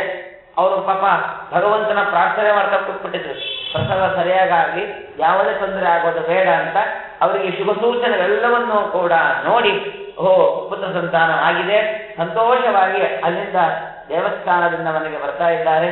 ಏನೇನು ಸಂಸ್ಕಾರಗಳನ್ನ ಮಾಡಬೇಕು ಅವೆಲ್ಲವನ್ನು ಕೂಡ ಮಧ್ಯಗೆ ಭಕ್ತರು ಮಾಡ್ತಾ ಇದ್ದಾರೆ. ವೃತ್ತಾಂತವನ್ನು ಕೂಡ ತಿಳಿಸಿದಾಗ ಒಂದು ಸ್ವಲ್ಪ ದಿವಸಗಳು ಕಳೆದಾಗ ಅವರ ಮನೆಯಲ್ಲಿ ಎಷ್ಟು ಬಡತನ ನೋಡಿ. ದೇವತೆಗಳು ಎಂತಹವರ ಮನೆಯಲ್ಲಿ ಅವತಾರವನ್ನ ಮಾಡ್ತಾರೆ ಅಂತ ಕೂಡ ತೋರಿಸ್ಕೊಡ್ತಾರೆ. ಅವರು ಮಾಡಿದ ವ್ರತ, ಅವರಲ್ಲಿರ್ತಕ್ಕಂತಹ ಜ್ಞಾನ, ಇವುಗಳಿಂದ ಅವರು ಶ್ರೀಮಂತರು. ಆದರೆ ಅವರ ಮನೆಯಲ್ಲಿ ಒಂದು ಆಕಳು ಸಹಿತ ಇರಲಿಲ್ಲ ಆ ಮಗುವಿಗೆ ಹಾಲನ್ನು ಕುಡಿಸುವುದಕ್ಕೆ. ಹಿಂದಿನ ಕಾಲದ ಚರಿತ್ರೆ ತೆಗೆದಾಗ ಆ ಋಷಿಗೆ 1,00,000 ಗೋದಾನ ಕೊಟ್ಟರು, ಈ ಋಷಿಗೆ 10,000 ಗೋಗಳನ್ನು ಕೊಟ್ಟರು, ಇಷ್ಟು ಅರ್ಬುದ ಗೋಗಳನ್ನು ಕೊಟ್ಟರು ಕೇಳ್ತಿದ್ದೀವಿ. ಆದ್ರೆ ಆಚಾರ ಕಾಲಷ್ಟಕ್ಕಾಗಲೇ ಗೋವುಗಳ ಸಂತತಿ ಕಮ್ಮಿ ಆಗಿಬಿಟ್ಟಿತ್ತು. ಅದರಲ್ಲಿ ಇವರು ಬ್ರಾಹ್ಮಣರು, ಇವರ ಮಲ್ಲಿ ಸಹಿತ ಹಸು ಅಂತ ಅನ್ನೋದು ಇರಲಿಲ್ಲ, ಒದ್ದಾಡ್ತಿದ್ರಂತ. ಅದನ್ನ ಎದುರುಗಡೆ ಮನೆ ಒಬ್ಬ ನೋಡಿ ಪಾಪ ಮಗು ಹುಟ್ಟಿದೆ, ಬಡವರಿದ್ದಾರೆ ಇವರು, ಒಳ್ಳೇದಾಗ್ಲಿ ಇವರಿಗೆ, ನಮ್ಮಲ್ಲಿ ಇಷ್ಟೊಂದು ಹಸು ಇದೆಯಲ್ಲ, 8-10 ಹಸು ಇದೆಯಲ್ಲ, ಒಂದವರು ಕೊಡೋಣ ಅಂತ ಹೇಳಿ ಆ ಒಂದು ಗೋವನ್ನ ಆ ಮಜ್ಜಿಗೆ ಭಟ್ಟರನ್ನ ಕರೆದು, ಸ್ವಾಮಿ ತಗೊಳ್ಳಿ, ನೀವು ಕೂಸಿಗೆ ಹಾಲು ಕೊಡಿಸಿ ನಂಗೂ ಒಳ್ಳೇದಾಗ್ಲಿ ಅಂತ ಹೇಳಿ ದಾನವನ್ನು ಕೊಟ್ಟಿದ್ದಾನಂತೆ. ಅದನ್ನ ಸ್ವೀಕಾರವನ್ನು ಮಾಡಿದ್ದಾರೆ. ಆ ಕೊಟ್ಟ ಗೋವಿನಿಂದ ಬಂದ ಹಾಲನ್ನು ಕುಡಿದರ ಪುಣ್ಯದಿಂದ ಅವನಿಗೆ ಮುಂದಿನ ಜನ್ಮದಲ್ಲಿ ಬ್ರಾಹ್ಮಣ ಜನ್ಮ ಬಂದು ಶಾಸ್ತ್ರಜ್ಞನಾಗಿ ಮೋಕ್ಷವನ್ನ ಆಚಾರ್ಯರು ಕೊಟ್ಟಿದ್ದಾರಂತೆ. ಅದನ್ನು ತಿಳಿಸ್ಕೊಡ್ತಾರೆ. ಪಾಕುಂಪಯಾಂ ಶಿಶಿಷವೇ ಕಿಲ ಗೋ ಪ್ರದಸ್ಮೈ ಪೂರ್ವಾಲಯ ಸಸುತಸೂನುತಯ ಪ್ರಜಾತಃ ನಿರ್ವಾಣ ಹೇತುಮಲವೀಷ್ಟ ಪರಾತ್ಮ ವಿದ್ಯಾ ದಾನಂ ಧ್ರುವಂ ಫಲತಿ ಪಾತ್ರ ಗುಣಾನುಕೂಲ್ಯ. ಅವಾಗ ತೋರ್ಕೊಟ್ರು, ದಾನಂ ಧ್ರುವಂ ಫಲತಿ ಪಾತ್ರ ಗುಣಾನುಕೂಲ್ಯ. ಯೋಗ್ಯರಾದವರಿಗೆ ದಾನವನ್ನು ಕೊಟ್ಟರೆ ಮಾತ್ರ ಪೂರ್ಣವಾದ ಪುಣ್ಯ ಬರುತ್ತದೆ. ದಾನ ಕೊಡುವಾಗ ಸಾಕಷ್ಟು ನಿಯಮಗಳನ್ನ ಭೀಷ್ಮಾಚಾರ್ಯರು ಶಾಂತಿ ಪರ್ವದಲ್ಲಿ ಹೇಳ್ಬಿಟ್ಟಿದ್ದಾರೆ. ಅದನ್ನ ಇಟ್ಕೊಂಡು ಏನಾರ ನಾವು ದಾನ ಕೊಡಕ್ಕೆ ಹೊರಟ್ರೆ ನಾವು ದಾನ ಕೊಡಕ್ಕೆ ಅರ್ಹರಲ್ಲ, ನಮಗೆ ದಾನ ಕೊಡೋ ವ್ಯಕ್ತಿನೂ ಯಾರು ಸಿಗೋದು ಇಷ್ಟೇ. ಹಾಗಂತ ಬಿಡಬಾರ್ದು. ಹೀಗಾಗಿ ಇರೋದ್ರೊಳಗೆ ನೋಡಿ ನೋಡಿ ನೋಡಿ ದಾನವನ್ನು ಕೊಡಬೇಕು. ಅಷ್ಟು ಚೆನ್ನಾಗಿ ದಾನ ಧರ್ಮ ಪರವಾಂತನೇ ಇದೆ, ಅದನ್ನ ಹೇಳಿದ್ದಾರೆ. ಹಾಗಾಗಿ ಯಾಂಥವರಿಗೆ ದಾನವನ್ನು ಕೊಡಬೇಕು ಅಂತಂದ್ರೆ ದಾನಂ ಧ್ರುವಂ ಫಲತೆ ಪಾತ್ರ ಗುಣಾನುಕೂಲ್ಯ. ಯೋಗ್ಯವಾದದ್ದನ್ನ ಯೋಗ್ಯರಾದವರಿಗೆ ಕೊಡಬೇಕು. ಕೃಷ್ಣ ಪರಮಾತ್ಮ ಗೀತೆಯಲ್ಲಿ ಸಾಕಷ್ಟು ಹೇಳಿದ್ದಾನೆ. ಕಟಕೋಪನಿಷತ್ತಲ್ಲಿ ಬರ್ತದೆ. ಕ್ಷಾನ್ನಹೈವಾದ ಶ್ರವತಃ ಸರ್ವವೇದ ಸಂತತೌ ಸಸ್ಯಹಾನ ಚೇತನ ಪುತ್ರ ಆದ ಪೀಠೋದಕ ಜಗತುನಾ ದುಗ್ಧದೋಹ ನಿರೀಂದ್ರಿಯಾ ಅನಂಧಾನಾವತೆ ಲೋಕ ಕಾಂತಗಚ್ಚದತಾದತ್ತ. ಯಾವುದೇ ದಾನ ಕೊಡೋ ಕಾಲಕ್ಕೂ ಇದು ಅನ್ವಯ. ಗೋದಾನ ಕೊಡಕ್ಕೆ ಹಿಂಗೆ, ಇನ್ನೊಂದು ವಸ್ತು ಕೊಡೋ ಕಾಲಕ್ಕೆ ಇನ್ನು. ಹಾಗಾಗಿ ಪೀಠೋದಕ ನೀರೇ ಕುಡಿಯಲ್ಲ, ಹಾಲೇ ಕೊಡಲ್ಲ, ಇಂದ್ರಿಯಗಳಲ್ಲಿ ಒಳ್ಳೆಯ ಸಾಮರ್ಥ್ಯವೇ ಇಲ್ಲ ಅಂತ ಗೋದಾನವನ್ನು ಕೊಟ್ಟರೆ ಏನು ಪುಣ್ಯ ಇಲ್ಲ. ಉತ್ತಮವಾದ ಹಸುವನ್ನ ಯೋಗ್ಯರಾದ ಬ್ರಾಹ್ಮಣರಿಗೆ ಯೋಗ್ಯವಾದ ಸ್ಥಳದಲ್ಲಿ, ಗೋ ಅಂದ್ರೆ ವೇದ, ಆ ವೇದವನ್ನ ತಿಳಿಯತಕ್ಕಂಥ ಬುದ್ಧಿಯನ್ನ ನನಗೆ ನೀನು ಕೊಡು ಅಂತ ಭಗವಂತನೇ ಪ್ರಾರ್ಥನೆ ಮಾಡ್ತಾ, ಗೋಪಾಲಕೃಷ್ಣನನ್ನ ಸ್ಮರಣೆ ಮಾಡ್ತಾ ಗೋದಾನವನ್ನ ಮಾಡಿದರೆ ವಿಶೇಷವಾಗಿರ್ತಕ್ಕಂತಹ ಪುಣ್ಯ ನಮಗೆ ಸಿಗುತ್ತೆ. ಅದನ್ನು ತೆಗೆದುಕೊಳ್ಳುವ ಪರವಾಗಿ ದಾನಂ ಧ್ರುವಂ ಫಲತೆ ಪಾತ್ರ ಗುಣಾನುಕೂಲ್ಯ ಅಂತ ಅಲ್ಲಿ ಆ ದಾನ ಎಲ್ಲವೂ ಕೂಡ ಆದ ಮೇಲೆ ಆ ಕೂಸನ್ನ ದೇವಸ್ಥಾನಕ್ಕೆ ಕರ್ಕೊಂಡು ಹೋಗ್ತಾನೆ. ತಮ್ಮ ಸ್ವಾಮಿಯಾಗಿರ್ತಕ್ಕಂಥ ಅನಂತೇಶ್ವರನಿಗೆ ಈ ಕೂಸನ ದರ್ಶನವನ್ನು ಮಾಡಿಕೊಂಡು ಬರ್ತಾ ಇದ್ದ ನತ್ವಾಹರಿಂ ವ್ರಜತ ಪೀಠ ಪುರಾಧಿವಾಸಂ ಪಾರಸ ಸಂಪದ ಪದ ಪದಮರ್ಥಯಿತ್ವ ಎಂಬುದಾಗಿ ದೇವಸ್ಥಾನಕ್ಕೆ ಕರ್ಕೊಂಡು ಹೋಗಿ ನಮಸ್ಕಾರಗಳನ್ನು ಮಾಡ್ಕೊಂಡು ಬರೋ ಕಾಲಕ್ಕೆ ಒಂದು ಭೂತ, ಅದು ಯಾವಾಗಲೂ ಕೂಡ ಚಿಕ್ಕವರ ಮೇಲೆ ಬರ್ತಕ್ಕಂಥ ಬಾಲ ಪೀಡ ಗ್ರಹ ಅದು ಚಿಕ್ಕವ್ರ ಮೇಲೆ ಬರೋದು ಬಿಟ್ಟು ದೊಡ್ಡವ್ರ ಮೇಲೆ ಬರುತ್ತೆ. ಅಲ್ಲಿ ಶ್ರೀಮದಾಚಾರ್ಯ ತಮ್ಮ ವೈಶಿಷ್ಟ್ಯ ಕೊಡ್ತಾರೆ. ಅಲ್ಲಿಂದ ಆರಂಭ ಮಾಡಿಕೊಂಡು ತಮ್ಮ ಬಾಲಲೀಲೆಗಳನ್ನ, ಅದ್ಭುತವಾದ ಮಹತ್ವೆಯನ್ನ, ಅವರಲ್ಲಿರ್ತಕ್ಕಂಥ ಅದ್ಭುತವಾದ ಜ್ಞಾನವನ್ನ ಆಚಾರ್ಯರು ತೋರಿಸುವುದಕ್ಕೆ ಪ್ರಾರಂಭವನ್ನ ಮಾಡಿದ್ದಾರೆ. ಹೀಗೆ ಇರುವಂತಹ ಸಂದರ್ಭ, ಒಂದ್ಸಲ ಅವರಮ್ಮ ಮಗುಗೆ ತಾನು ಹಾಲನ್ನ ಕೊಡದೇನೆ ಹೊರಟು ಹೋಗುತ್ತಾರೆ. ಆಗ ಅಳೋ ಕಾಲಕ್ಕೆ ಅವರ ಅಕ್ಕ ಆ ಎಲ್ಲ ಹುಲ್ಲಿಕಾಳು ಬೀಜವನ್ನ ನೆನೆಸ್ಕೊಡ್ತಾರೆ. ಅವರ ಧಾವಿಸಿ ಓಡ್ ಬಂದಾಗ ಮಗು ಅಳೋದೇ ಇಲ್ಲ, ಹಠಾತ್ತ ಇರ್ತದೆ. ಗಾಬರಿ ಆಗ್ಬಿಡ್ತಾರೆ. ಅಕ್ಕನನ್ನು ಕೇಳಿದಾಗ ಇಲ್ಲಿ ಯಾವುದೋ ಬೇಳೆ ತರ ತಿನ್ಸ್ಬಿಟ್ಟೆ ಅಂತ ಹೇಳ್ತಾರೆ. ಅಯ್ಯೋ ಮಗುಗೆ ಏನಾಯ್ತು ಅಂತಂದ್ರೆ ಏನಿಲ್ಲ, ಆರಾಮಾಗಿ ಆಟ ಆಡ್ಕೊಂಡಿದ್ದೆ. ಹೇಗೆ ಏನು ಅಂದ್ರೆ ಮುಂದೆ ಹೇಳ್ತಾರ ಅದನ್ನ, ಅಂಗುಷ್ಠ ಮಾತ್ರಂ ಜಠರೇ ಪ್ರತಿಷ್ಠಿತಂ. ಅವರ ಉದರದಲ್ಲಿ ವೃಕೋದರ ಎಂಬತಕ್ಕಂತಹ ಅಗ್ನಿ ಅದು ಅಂಗುಷ್ಠ ಪರಿಮಾಣದಷ್ಟು ಇರೋದ್ರಿಂದ ವಿಶ್ವದಹಂಚ ಇಡೀ ಜಗತ್ತನ್ನ ಸುಟ್ಟು ಬಾಯಕ್ಕೆ ಹಾಕೊಂಡಕ್ಕಂತಹ ನುಂಗಾಡತಕ್ಕಂತಹ ಸಾಮರ್ಥ್ಯ ಇರತಕ್ಕಂತಹ ವಾಯುದೇವರಿಗೆ ಈ ತಿನಿಸಿದ ಕಾಲ ಯಾವ ಮೂಲೆ ಏನೇನು ತೊಂದರೆಯಾಗಲಿಲ್ಲ ಅಂತ ಅದನ್ನು ಕೂಡ ತೋರಿಸಿಕೊಡ್ತಾ ಇರತಕ್ಕಂತಹ ಸಂದರ್ಭದಲ್ಲಿ ಆಗ ಒಂದು ಸಲ ಅಪ್ಪ ಅಮ್ಮ ಕಾಪಾಡ್ತಾ ಮಂದಿ ಕೆಲಸ ಮಾಡ್ಕೊಂತ ಇದ್ರು. ಕೆಲಸ ಮಾಡ್ಕೊಂತಾಗ ಇವ್ರು ಆಗ್ಲೇ ಅಂಬಗಾಡ್ಲಕ್ಕೆ ಪ್ರಾರಂಭವನ್ನು ಮಾಡಿಬಿಟ್ಟಿದ್ರು. ಹೊಸ್ತು ದಾಟಿದಾಗ ಮಕ್ಕಳು ಹೊಸ್ತು ದಾಟಿದಾಗ ನರಸಿಂಹದೇವರ ಸ್ಮರಣೆಯನ್ನು ಮಾಡಿ ಒಂದು ತೆಂಗಿನಕಾಯಿ ಹೊಡೆದು ಮಂಗಳಾರತಿ ಮಾಡಿ ಅರ್ತಿ ಮಾಡ್ತಾರೆ. ಆಗ ಅಂಬೆಗಾಲಿಟ್ಟು ಎಲ್ಲ ಕಡೆ ಸಂಚಾರವನ್ನು ಪ್ರಾರಂಭವನ್ನು ಮಾಡುವಾಗ ಅವರ ಅಪ್ಪ ಅಮ್ಮಗೆ ಗೊತ್ತಾಗದೇನೆ ಪುಚ್ಛಾಂತ ಮಚ್ಚಮವಲಭ್ಯ ಕದಾಚಿದೇಶ ಪ್ರಾತೋ ವ್ರಜತ ಏವ ನಿದರ್ಶಭಸ್ಯ ಪ್ರಾಯಾತ್ ಪ್ರಿಯಶ್ಚ ಸಹಸಾ ಸ್ವಜನೈರದುಷ್ಠೋ ನಾನಾವನೇಶ ಚರತಸ್ತೃಣಾನಿ. ತಾವು ಆ ಒಂದು ಆ ಎತ್ತಿನ ಅಥವಾ ಹಸುವಿನ ಬಾಲವನ್ನು ಹಿಡಿದುಕೊಂಡು ಆ ಮನೆಯನ್ನು ಬಿಟ್ಟು ಕಾಡದೆ ಹೊರಟೋಗಿದ್ದಾರೆ. ಆಮೇಲೆ ಅಪ್ಪ ಅಮ್ಮ ನೋಡ್ತಾರೆ, ಮಗು ಮನೆಯಲ್ಲಿ ಇಲ್ಲ, ಊರೆಲ್ಲ ರಾಜ್ಯಾಂತ, ಮಗು ಎಲ್ಲಿ ಅಂತ ಹೇಳಿ. ಆಮೇಲೆ ಯಾರೋ ಒಬ್ಬ ಹೇಳದ, ನೋಡಿ ಸ್ವಾಮಿ, ಈ ಮಗು ಹಿಂಗೆ ಎತ್ತಿನ ಬಾಲ ಹಿಡ್ಕೊಂಡು ಹೋಗ್ತಿತ್ತು, ಗೋವಿನ ಬಾಲ ಹಿಡ್ಕೊಂಡು ಹೋಗ್ತಿತ್ತು ಅಂತ ಹೇಳಿದ್ರಂತೆ. ಅದಕ್ಕೆ ಸಂಧ್ಯಾಕಾಲವಾಗತ್ತೆ, ಮತ್ತೆ ಹಸು ಬಾಲ ಹಿಡ್ಕೊಂಡು ಹಾಗೇ ಮಗು ಮನೆಗೆ ಬಂದಿದೆ ಅಂತ ವೃತ್ತಾಂತ ತಿಳಿಸ್ಕೊಡ್ತಾ ಇದ್ದಾರೆ. ಅದರ ಅಭಿಪ್ರಾಯವನ್ನು ಶಾಸ್ತ್ರಕಾರ ನಿರೂಪಣೆ ಮಾಡ್ತಾರೆ. ಏನಿಲ್ಲ, ಆ ಚಿಕ್ಕ ವಯಸ್ಸಿಂದಲೇ ಸೂಚನೆ ಕೊಟ್ಬಿಟ್ರು. ಏನಂತ? ಗೋ ಪುಚ್ಛ ಅಂದ್ರೇನು? ವೇದಗಳ ಅರ್ಥವನ್ನ ನಾನು ಹಿಡಿದುಕೊಂಡು ವ್ಯಾಖ್ಯಾನವನ್ನು ಮಾಡ್ತೇನೆ, ವೇದಗಳಿಗೆ ನಾನು ವ್ಯಾಖ್ಯಾನವನ್ನು ಮಾಡ್ತೇನೆ ಅಂತಕ್ಕಂತಹ ಅರ್ಥವನ್ನ ಚಿಕ್ಕ ವಯಸ್ಸಿನಲ್ಲೇ ಸೂಚನೆ ಕೊಟ್ಟರು ಅಂತಕ್ಕಂಥ ಅರ್ಥವನ್ನ ನಿರೂಪಣೆಯನ್ನು ಮಾಡ್ತಾ ಇದ್ದಾರೆ. ಹೀಗೆ ಹೇಳುವಂತಹ ಸಂದರ್ಭದಲ್ಲಿ ಅವರು ಚಿಕ್ಕ ಚಿಕ್ಕ ಪುಟ್ಟದಾಗಿರ್ತಕ್ಕಂತಹ ಹೆಜ್ಜೆಗಳನ್ನ ಹಿಡಿತಾ ಇರತಕ್ಕಂತಹ ಸಂದರ್ಭದಲ್ಲಿ ಅವರಿಗೆ ನಾನಾ ವಿಧವಾಗಿರ್ತಕ್ಕಂತಹ ಪ್ರಸಂಗಗಳು ಬಂತು. ಆಮೇಲೆ ಅವರಿಗೆ ನಾಮಕರಣವನ್ನು ಕೂಡ ಮಾಡಿದ್ದಾರೆ. ಜ್ಞಾನಾರ್ಥಮೇವ ಯದಭೂತ ಸಶೇಷ ದೇವ ಏಷಃ ಯತ್ವಾಸುದೇವ ಪದಭಕ್ತರದರ್ಥದಾಸೌ ತತ್ವಾಸುದೇಯ ಪದಮನ್ವಮದಂ ಸುರೇಂದ್ರ ಸಾತೇನ ಯನ್ಯಗಜತಂ ಸುತನಾಮಕರ್ತ. ವಾಸುದೇವ ಅಂತ ಕರೆದು ವಾಸನಾತ್ ವಾಸುದೇವಸ್ಯ ವಾಸಿದಂತ ಜಗತ್ಪ್ರಿಯಂ. ಮೂರು ಲೋಕದಲ್ಲೂ ಕೂಡ ಭಗವಂತ ಎಲ್ಲೆಲ್ಲೆಲ್ಲೆಲ್ಲೆಲ್ಲಿ ತನ್ನ ವ್ಯಾಪಾರವನ್ನ ಮಾಡುವುದಕ್ಕೆ ತಾನು ಬರ್ತಾನೆಯೋ ಅದೆಲ್ಲ ಕಡೆಯೂ ಕೂಡ ಅಧಿಷ್ಠಾನಭೂತರಾಗ್ತಾರೆ ವಾಯುದೇವರು. ಅದಕ್ಕೋಸ್ಕರವಾಗಿ ಅವರಿಗೆ ವಾಸುದೇವ ಅಂತ ಕರೆದು. ಇನ್ನೊಂದು ವಾಸುದೇವ ಅಂತಂದ್ರೆ ಕೃಷ್ಣನ ಹೆಸರು. ಕೃಷ್ಣನಾದಾಗ ಯಾವ ರೀತಿಯಾಗಿ ನಾನು ಭಗವಂತನ ಸೇವೆಯನ್ನ ಮಾಡಿದ್ದೇನೆಯೋ ಅದೇ ರೀತಿಯಾಗಿ ಅವನ ನಾಮವನ್ನ ಹೊತ್ತಾಗಲು ಈಗ ನಾನು ಅದೇ ಕೆಲಸವನ್ನ ಮಾಡ್ತೇನೆ ಅಂತ ಸೂಚನೆ ಕೊಡುವ ಸಲುವಾಗಿ ವಾಸುದೇವ ಎಂಬುದಾಗಿ ನಾಮಕರಣವನ್ನು ಕೂಡ ಮಾಡಿದ್ದಾರೆ. ಹೀಗುವಂತಹ ಸಂದರ್ಭದಲ್ಲಿ ಸ್ವಲ್ಪ ವಯಸ್ಸಿಗೆ ಬರ್ತಾ ಇದ್ದಾರೆ. 5-6 ವರ್ಷದ ಕೂಸು ಆಗತಕ್ಕಂತಹ ಸಂದರ್ಭ. ಒಂದು ಸಲ ಒಂದು ಕಾರ್ಯಕ್ರಮಕ್ಕೆ ಅಂತ ತನ್ನ ಬಂಧು ಮಿತ್ರರಿಂದ ಕೂಡಿಕೊಂಡು ಮತ್ತಿಗೆ ಬತ್ತವರು ವೇದವತಿ ವಾಸುದೇವನ ಕರ್ಕೊಂಡು ಕಾರ್ಯಕ್ರಮಕ್ಕೆ ಹೋಗ್ತಾ ಇದ್ದ. ಅದು ಹೋದಾಗ ನೋಡಿದ್ರು ಕಾರ್ಯಕ್ರಮ ಅಂದ್ರೆ ಗಲಾಟೆ ಜಾಸ್ತಿ, ಹೋಗೋರು ಬರೋರು, ಸ್ವಜನತಾ ಪಗಮಾಗಮ ಸಂಗಮ ಪ್ರತಿ ಸಮಾಜಿತ ಪೂರ್ವಕ ಸಂಭ್ರಮಿ ಅವಿದುಷಿ ಜನನೀತಿ ಸಮಾಲಕ ಶರಣತೋ ರಣತೋ ನಿರಗಾಂಧ್ರುಭಿ. ಅಮ್ಮ ಹಿಡ್ಕೊಂಡಿದ್ದು. ಯಾವಾಗ ಕಾರ್ಯಕ್ರಮದ ಗಲಾಟೆ ಪ್ರಾರಂಭವಾಯಿತೋ ಮಾತು ಗೀತೆಲ್ಲ ಜಾಸ್ತಿ ಆಯ್ತು. ಅಮ್ಮ ಇನ್ನೊಂದು ಕಡೆ ಹರಟಣೆ ಶುರು ಮಾಡೋದು, ಅಪ್ಪ ಇನ್ನೊಬ್ಬರು ಏನೋ ಹರಟಣೆ ಶುರು ಮಾಡ್ದ. ಇವ್ರು ನೋಡೋದು, ಈ ಹರಟೆಗಿರುತ್ತೆ ನಮಗೇನು ಅವಶ್ಯಕತೆ ಇಲ್ಲ ಅಂತ ಹೇಳಿ ಅವರಿಬ್ರು ಬೇರೆ ಕಡೆಗೆ ಮಗ್ನರಾಗಿರುವುದನ್ನ ಕಂಡು, ಮಗ್ನರಾಗಿ ಮಾಡುವ ಸಾಮರ್ಥ್ಯವೂ ಇವರಲ್ಲಿ ಇದೆ, ಅವರ ಬೇರೆ ಕಡೆಗೆ ಮಗ್ನರನ್ನಾಗಿ ಮಾಡಿ ಅವರ ಕೈಯನ್ನ ಬಿಡಿಸಿಕೊಂಡು ಹೊರಟು ಹೋದರು.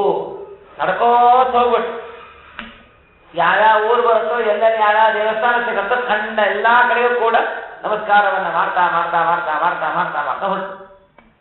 ಈ ಕಡೆ ಆ ಚಿಕ್ಕ ಕೂಸು ಒಂದೇ ಬರ್ತಿದೆಯಲ್ಲ, ಆ ಕಡೆ ಅಪ್ಪನೂ ಇಲ್ಲ, ಅಮ್ಮ ಇಲ್ಲ, ತಾತ ಇಲ್ಲ, ಅಜ್ಜಿ ಇಲ್ಲ, ಚಿಕ್ಕಪ್ಪಿಲ್ಲ, ದೊಡ್ಡಪ್ಪಿಲ್ಲ, ಯಾರಿಲ್ಲ, ಒಬ್ಬನೇ ಬರ್ತಾ ಇದೆ ಚಿಕ್ಕ ಕೂಸು ಅಂತ ಹೇಳಿ ದಾರಿಲಿ ಹೋಗೋರೆಲ್ಲ ಕೇಳೋರು. ಕೊನುಯ್ಯಾ ಸಸಿದಾತನ ಸಾಂಪ್ರತಂ ಸ್ವಸುಧನ ಸಂತ ಜನಂ ತವ ಸಾಂಪ್ರತಂ. ಮಗು ಒಬ್ಬನೇ ಎಲ್ಲಿ ಹೊರಟಿಯೋ, ಹೀಗೆಲ್ಲ ನಿಮ್ಮ ಅಪ್ಪ ಅಮ್ಮನ ಬಿಟ್ಟು ಒಬ್ಬನೇ ಹೋಗೋದು ಒಳ್ಳೇದಲ್ಲ ಅಂತೇಳಿ ಮಾತಾಡ್ತಾ ಇದ್ವಿ. ನಾವಾಗಿದ್ರೆ ಏನ್ ಹತ್ರ ಕೊಡ್ತಿದ್ವಿ, ಹೋಗ್ರಿ ನಿಮ್ಗೆ ಯಾಕ್ರಿ ಅಂತಂದಿದ್ವಿ. ಇಲ್ಲಾಂದ್ರೆ ನನ್ನಿಷ್ಟ ರೀ ಅಂತ ಹೇಳ್ತಿದ್ವಿ. ಇಲ್ಲ ಸುಳ್ಳು ಹೇಳ್ತಿದ್ದೆ, ಎಲ್ಲೂ ಇಲ್ಲ ಇಲ್ಲೇ ಅಂತ ಸುಳ್ಳು ಹೇಳ್ತಿದ್ವಿ. ಆಗ ಆಚಾರ ನಮಗೆಲ್ಲ ಒಂದು ಬುದ್ಧಿವಂತಿಕೆ ಮಾತನ್ನ ಕೊಟ್ಟರು. ಸ್ಮಿತ ಮನ ಕುಲ ಮುತ್ತರ ಮಾತನು, ಬಾಯಿಂದ ಏನು ಮಾತಾಡಿಲ್ಲ, ಸುಮ್ಮನೆ ನಕ್ಬಿಟ್ರ. ಇದು ಶ್ರೀಮದಾಚಾರ್ಯ ಹೇಗ್ ಬಂತು ನಗೋದು? ಯಾರೇನೋ ಪ್ರಶ್ನೆ ಕೇಳಿದಾಗ ಹಿಂಗ್ ಮಾಡಿದಾಗ ಇಂಥ ಜಗಳ ಆಗತಕ್ಕಂಥ ಪ್ರಸಂಗಗಳಲ್ಲಿ ಮಾತನಾಡಬಾರದು, ಮೌನಿನ ಕಲಹೋ ನಾಸ್ತಿ ಅಂತಿದ್ದಂಗ ಕೆಲವು ಸಲ ಸುಮ್ಮನಿದ್ ಬಿಡ್ಬೇಕು. ಹಾಗೆ ಆಚಾರ ಸುಮ್ಮನಿದ್ಬಿಟ್ರು. ಅದ್ರ ಜೊತೆಗೆ ಸ್ಮಿತಮನ ಕುಲಮುತ್ತರ ಮಾತನೋ, ಮುಗುಳ್ನಗೆ ಬಿದ್ಬಿಟ್ರಪ್ಪ, ಒಂದು ಸ್ಮೈಲ್ ಕೊಟ್ಬಿಡಿ, ನಕ್ಬಿಡಿ ಸಾಕು, ಎದುರಿಗಿರೋನು ತಣ್ಣಗಾಗ್ಬಿಡ್ತಾನೆ ಅಂತ ಶ್ರೀಮದಾಚಾರ್ಯರು ಒಂದು ಸರಳವಾಗಿರ್ತಕ್ಕಂತಹ ಉಪಾಯವನ್ನು ತೋರಿಸಿಕೊಟ್ರು.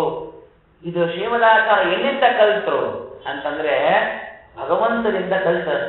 ಯಾಕೆ ಅಂದ್ರೆ ಬ್ರಹ್ಮದೇವರನ್ನ ಶ್ರೀನಿವಾಸದೇವರು ಕೇಳಿದ್ರು, ಸ್ವಾಮಿ ಬ್ರಹ್ಮ ನಮ್ಮ ಮದುವೆ ಮಾಡ್ಕೊಳ್ಳೋ ಬೇಡೋ ಅಂತ. ಅದು ಬ್ರಹ್ಮದೇವ್ರ ಹತ್ರ ಕೊಂಡ್ರು, ವಯಂತು ಶಿಷ್ಟಭಾವೇನ, ನಾವು ದಾಸಭಾವೇನ ನಿನ್ನ ದಾಸರಾಗಿ ನಾವು ಬಂದಿದ್ದೇವೆ, ನೋಡಬೇಕು ಅಂತ ಅಪೇಕ್ಷೆ ಇದೆ, ಅವಶ್ಯ ಮದುವೆ ಮಾಡ್ಕೋ ಅಂತ. ಅದೇ ರುದ್ರದೇವರು ಬಂದಾಗ ಮತ್ತೆ ಪರಮಾತ್ಮ ಕೇಳಿದ, ಮದುವೆ ಮಾಡ್ಕೊಳ್ಳೋ ಬೇಡೋ ಅಂತ ಹಿಂಗೆ ಕೇಳಿದಾಗ, ಬೇಕಾದ್ರೆ ಮಾಡ್ಕೋ, ಸಾಕಾದ್ರೆ ಬಿಡು ಅಂತ ಹೊರಟು ಉತ್ತರವನ್ನು ಕೊಟ್ಟರು. ಆಗ ಶ್ರೀನಿವಾಸರೇ ನೋಡ್ಬಿಟ್ರು, ಪ್ರಸಂಶಃ ಸಂಹರಿಹಿ ನಕ್ಬಿಟ್ಟ.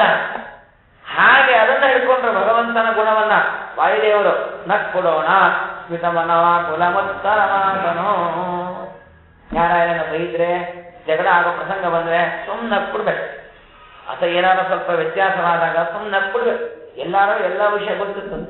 ಅದಕ್ಕೆ ಹೇಳ್ತಿರ್ತಾರೆ ಇಂಗ್ಲೀಷಲ್ಲಿ ಓಪನ್ ಸೀಕ್ರೆಟ್ ಅಂತಿದ್ದಾರೆ. ಎಲ್ಲರಿಗೂ ಎಲ್ಲ ಗೊತ್ತಿರ್ತದೆ, ನಕ್ಬಿಡ್ಬೇಕು. ಅದನ್ನ ಉತ್ತರವನ್ನು ಕೊಡ್ತಾ ಇದ್ದಾರೆ. ಅಲ್ಲಿಂದ ಅನೇಕ ವಿಧವಾದ ದೇವಸ್ಥಾನಗಳು, ಕೊನೆಗೆ ರಜತ ಪೀಠ ಪರಂಪರೆಯಾಗತು. ಉಡುಪಿಗೂ ಕೂಡ ಬಂದಿದ್ದಾರೆ. ತನ್ನ ಕುಲಸ್ವಾಮಿಯಾದ ಅನಂತೇಶ್ವರನ್ನ ವಂದಿಸಿ ಅಲ್ಲಿ ನಮಸ್ಕಾರವನ್ನು ಮಾಡ್ತಾ ಇದ್ದಂತೆ. ಎಲ್ಲಾ ಕಡೆ ನಮಸ್ಕಾರವನ್ನು ಮಾಡ್ತಾ ಇದ್ರು. ಜಾಸ್ತಿ ಜನ ಅಲ್ಲಿದ್ರು.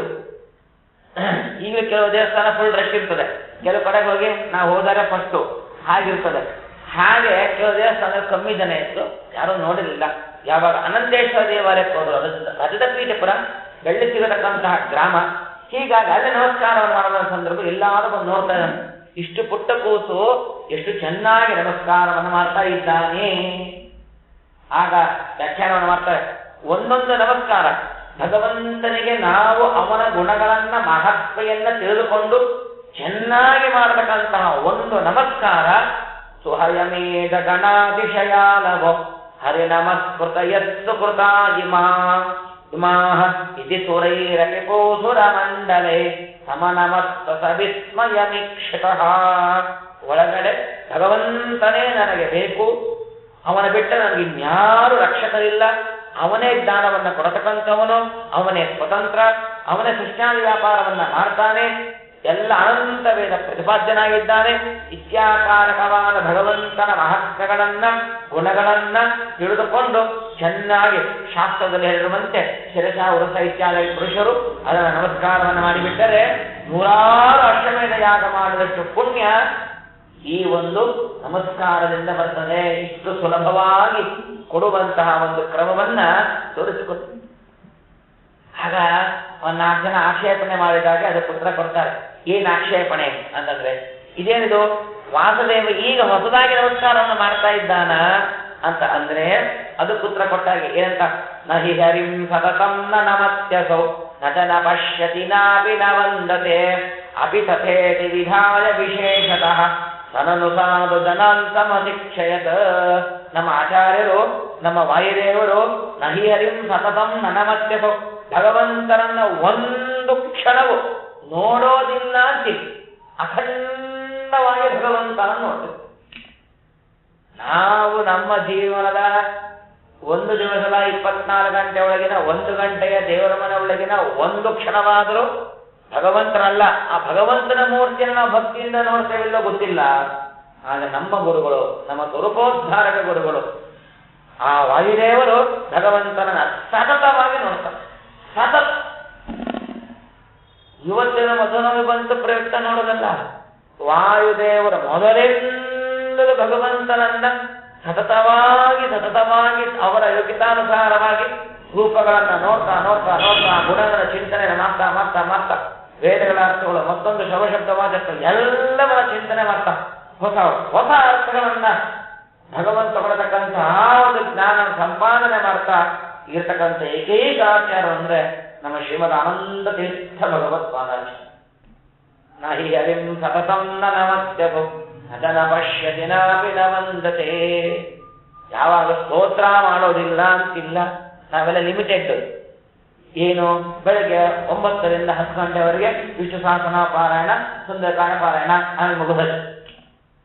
ಅವ್ರು ಹಾಗಲ್ಲ, ಸತತವಾಗಿತ್ತು ಸ್ತೋತ್ರ ಮಾಡ್ತಿರ್ತಾರೆ, ನೋಡ್ತಿರ್ತಾರೆ, ನಮಸ್ಕಾರ ಮಾಡ್ತಾರೆ. ಎಷ್ಟು ನಮಸ್ಕಾರ ಮಾಡ್ತಾರೆ ಲೆಕ್ಕವೇ ಇಲ್ಲ. ನಾವು ಒಂದು ನಮಸ್ಕಾರವನ್ನು ಮಾಡಿ ಎದ್ದು ಲೆಕ್ಕ ಹಾಕುತ್ತೀವಿ, ಮ್ಯಾಕ್ಸಿಮಮ್ ಅಂದ್ರೆ ಯಾರು ಪುಣ್ಯಾತ್ಮರಿದ್ರೆ ಅವರು ನಾವು 108 ನಮಸ್ಕಾರ ಹಾಕ್ತೀವಿ ಅಂತ ಏನಾರ ಸೇವೆ ಹೇಳಿದ್ರೆ ಮಾತ್ರ 108 ನಮಸ್ಕಾರ ಹಾಕ್ತೀವಿ. ಇಳಿದವ್ರೆ 1, 2, 3, 4 ಮ್ಯಾಕ್ಸಿಮಮ್ 5 ಪ್ರದಕ್ಷಿಣಸ್ಕಾರ. 6ನೇದಕ್ಕೆ ನಮ್ಮ ಮನಸ್ಸೇ ಬಗ್ಗೋದಿಲ್ಲ, ದೇಹವೂ ಬಗ್ಗೋದಿಲ್ಲ.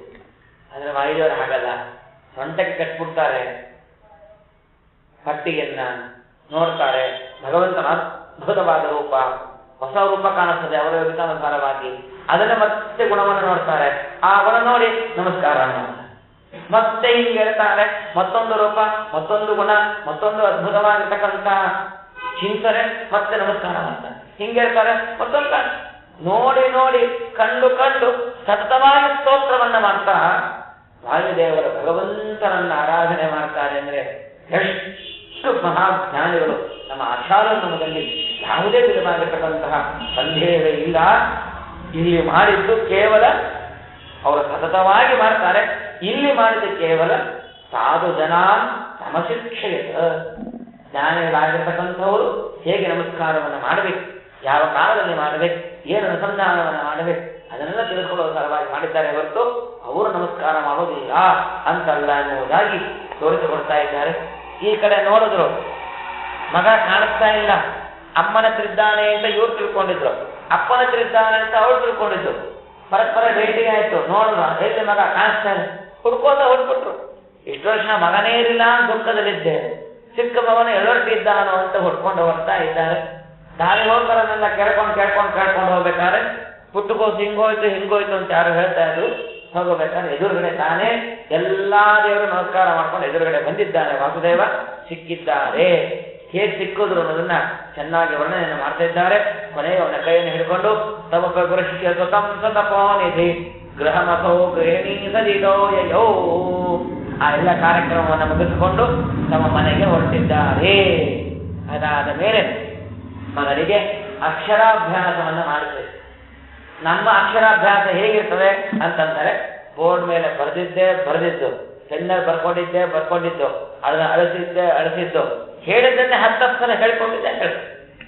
ಆಚಾರ್ಯರ ಅಕ್ಷರಾಭ್ಯಾಸ ನೋಡಿ ಏನು ವರ್ಣನೆ ಮಾಡ್ತಾರೆ, ಎಂಥವ್ರಿಗೆ ಅಕ್ಷರಾಭ್ಯಾಸ ಮಾಡಿಸ್ತಾ ಇದ್ದಾರೆ ಅಂತಂದ್ರೆ, ಸಕಲ ಶಬ್ದ ಮಗೀತ ಸರಸ್ವತಿ ಸತತಮಾನಮತಿ ಸ್ವಯಮೇ ವಯಂ ದ್ವಿಜವರೋತಕದಾಚನ ಮಾತೃಕಾ ಕಿಲ ಸುತಂ ಪರಿಚಾಯಯತಿ ಸ್ಮತಂ. ಯಾವ ಸರಸ್ವತೀ ದೇವಿಯಿಂದ ಆರಂಭ ಮಾಡಿಕೊಂಡು ಎಲ್ಲ ದೇವತೆಗಳು ಕೂಡ ನಮಗೆ ವಿದ್ಯೆ ಬೇಕು ಅಂತ ಯಾವ ವಾಯುದೇವರನ್ನ ಸತತವಾಗಿ ನಮದಿ ಚೆನ್ನಾಗಿ ವಾಯುದೇವರನ್ನ ನಮಸ್ಕಾರವನ್ನ ಮಾಡಿ ಪ್ರಾರ್ಥನೆ ಮಾಡ್ತಾರೋ ಅಂತಹ ಆ ಜೀವೋತ್ತಮರಾದ ವಾಯುದೇವರಿಗೆ ಮಗು ಪಾಪ ಈ ಹೇಳ್ಕೊಡ್ತೀನಿ ಅಂತ ಹೇಳ್ತಾರೆ. ಎಷ್ಟು ಹಾಸ್ಯಾಸ್ಪದ.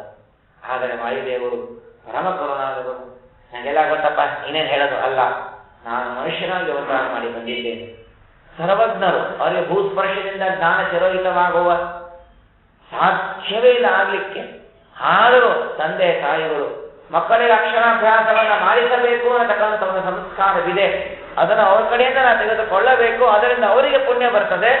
ಈ ಎಲ್ಲ ಲೆಕ್ಕಾಚಾರವನ್ನು ಹಾಕಿಕೊಂಡು ಅಕ್ಷರವನ್ನ ಬರೆಸಿಕೊಳ್ತಾ ಇದ್ದಾರೆ. ನೀವು ನಾವು ಉಡುಪಿಗೆ ಹೋದಾಗ, ಪಾಜಕಾದಿಗಳಿಗೆ ಹೋದಾಗ ಅಲ್ಲಿ ಅಕ್ಷರಾಭ್ಯಾಸ ಮಾಡಿಸಿದ ಸ್ಥಳ ಅಂತ ತೋರಿಸಿಕೊಡ್ತಾ ಇದ್ದಾರೆ.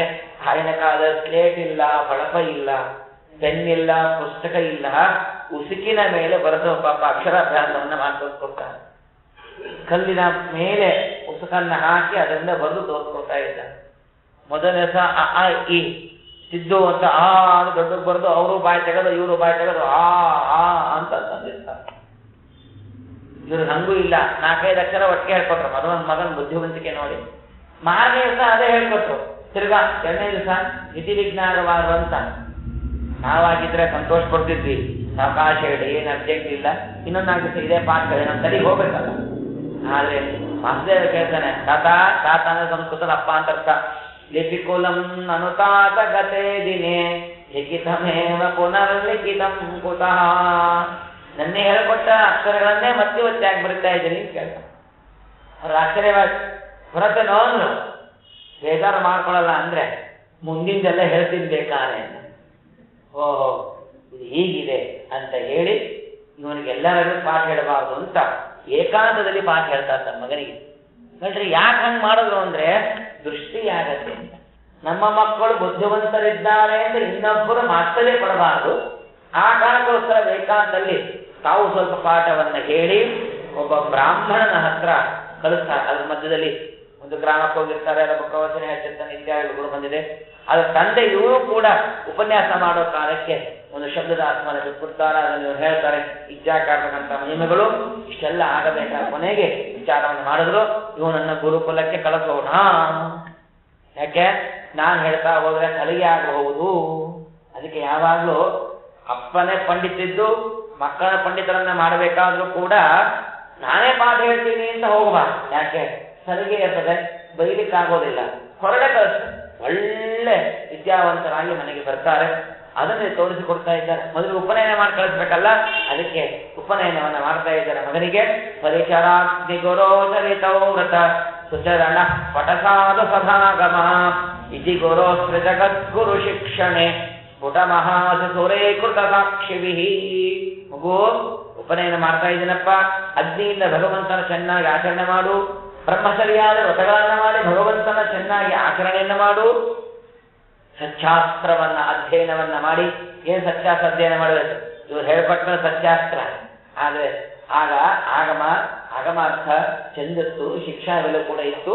ಅದನ್ನೆಲ್ಲ ಅಧ್ಯಯನವನ್ನು ಮಾಡುವಂತಕ್ಕಂಥ ವಿವಕ್ಷೆಯಿಂದ ಅವರು ಇದನ್ನು ಹೇಳುವಂತಹ ಸಂದರ್ಭದಲ್ಲಿ ಪರಿಚರಾಗ್ನಿ ಗುರೋಹೋ, ಗುರುನ ಚೆನ್ನಾಗಿ ಸೇವೆ ಮಾಡು ಎಂಬುವ ಅರ್ಥದಿಂದ ಅವರಿಗೆ ಪಾಠವನ್ನ ಉಪನಯನವನ್ನ ಮಾಡಿ ಒಂದೆರಡು ಪಾಠವನ್ನ ಹೇಳಿ ಆಮೇಲೆ ಒಬ್ಬ ಬ್ರಾಹ್ಮಣರ ಹತ್ರ ಅವರನ್ನು ಬಿಡ್ತಾ ಇದ್ದಾರೆ. ಮಧ್ಯದಲ್ಲಿ ಒಂದೆರಡು ಸಣ್ಣ ಪುಟ್ಟ ಕಥೆಗಳು.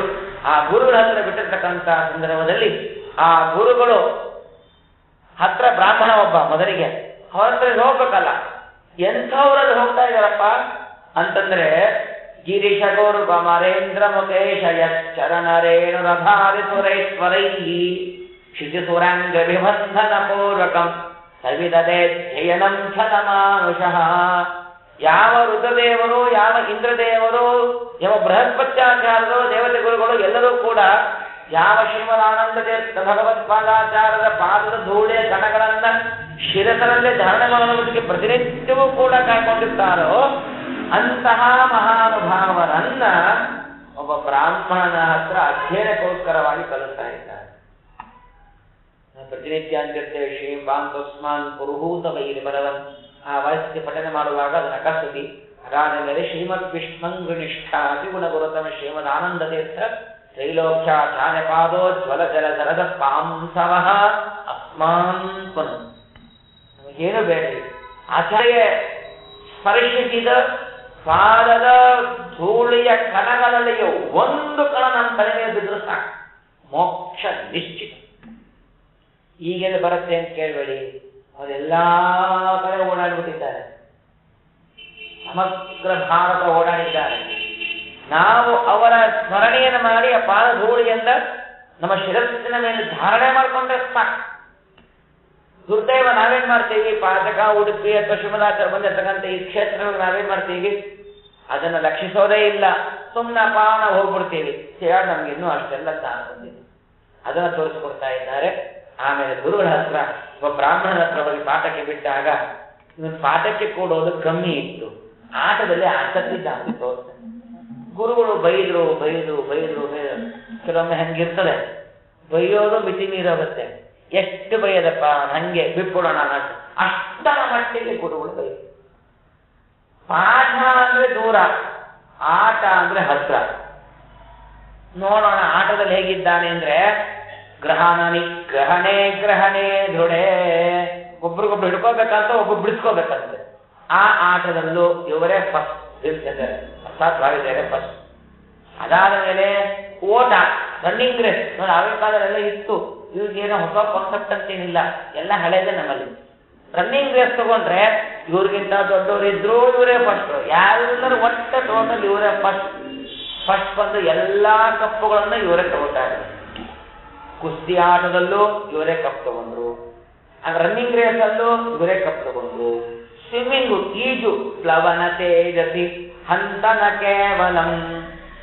ಜಿಗಿಯುವ ಆಟ ಆ ಆಟದಲ್ಲೂ ಇವರೇ ಫಸ್ಟ್. ಯಾಕೆ ಹೇಳಿ, ಹನುಮಂತ ದೇವರ ಅಲ್ಲಾಗ ನೂರಾರು ಯೋಜನೆ ಇರ್ತಕ್ಕಂಥ ಸಮುದ್ರವನ್ನ ಹಾರ್ತಕ್ಕಂಥ ಹನುಮಂತ ದೇವರಿಗೆ ಇಲ್ಲಿ ಇವ್ರ ಆಟದಲ್ಲಿ ಈ ಗೀರಿಂದ ಆ ಗೀರ್ ದಾಟೋದು ಏನು ಅವರಿಗೆ.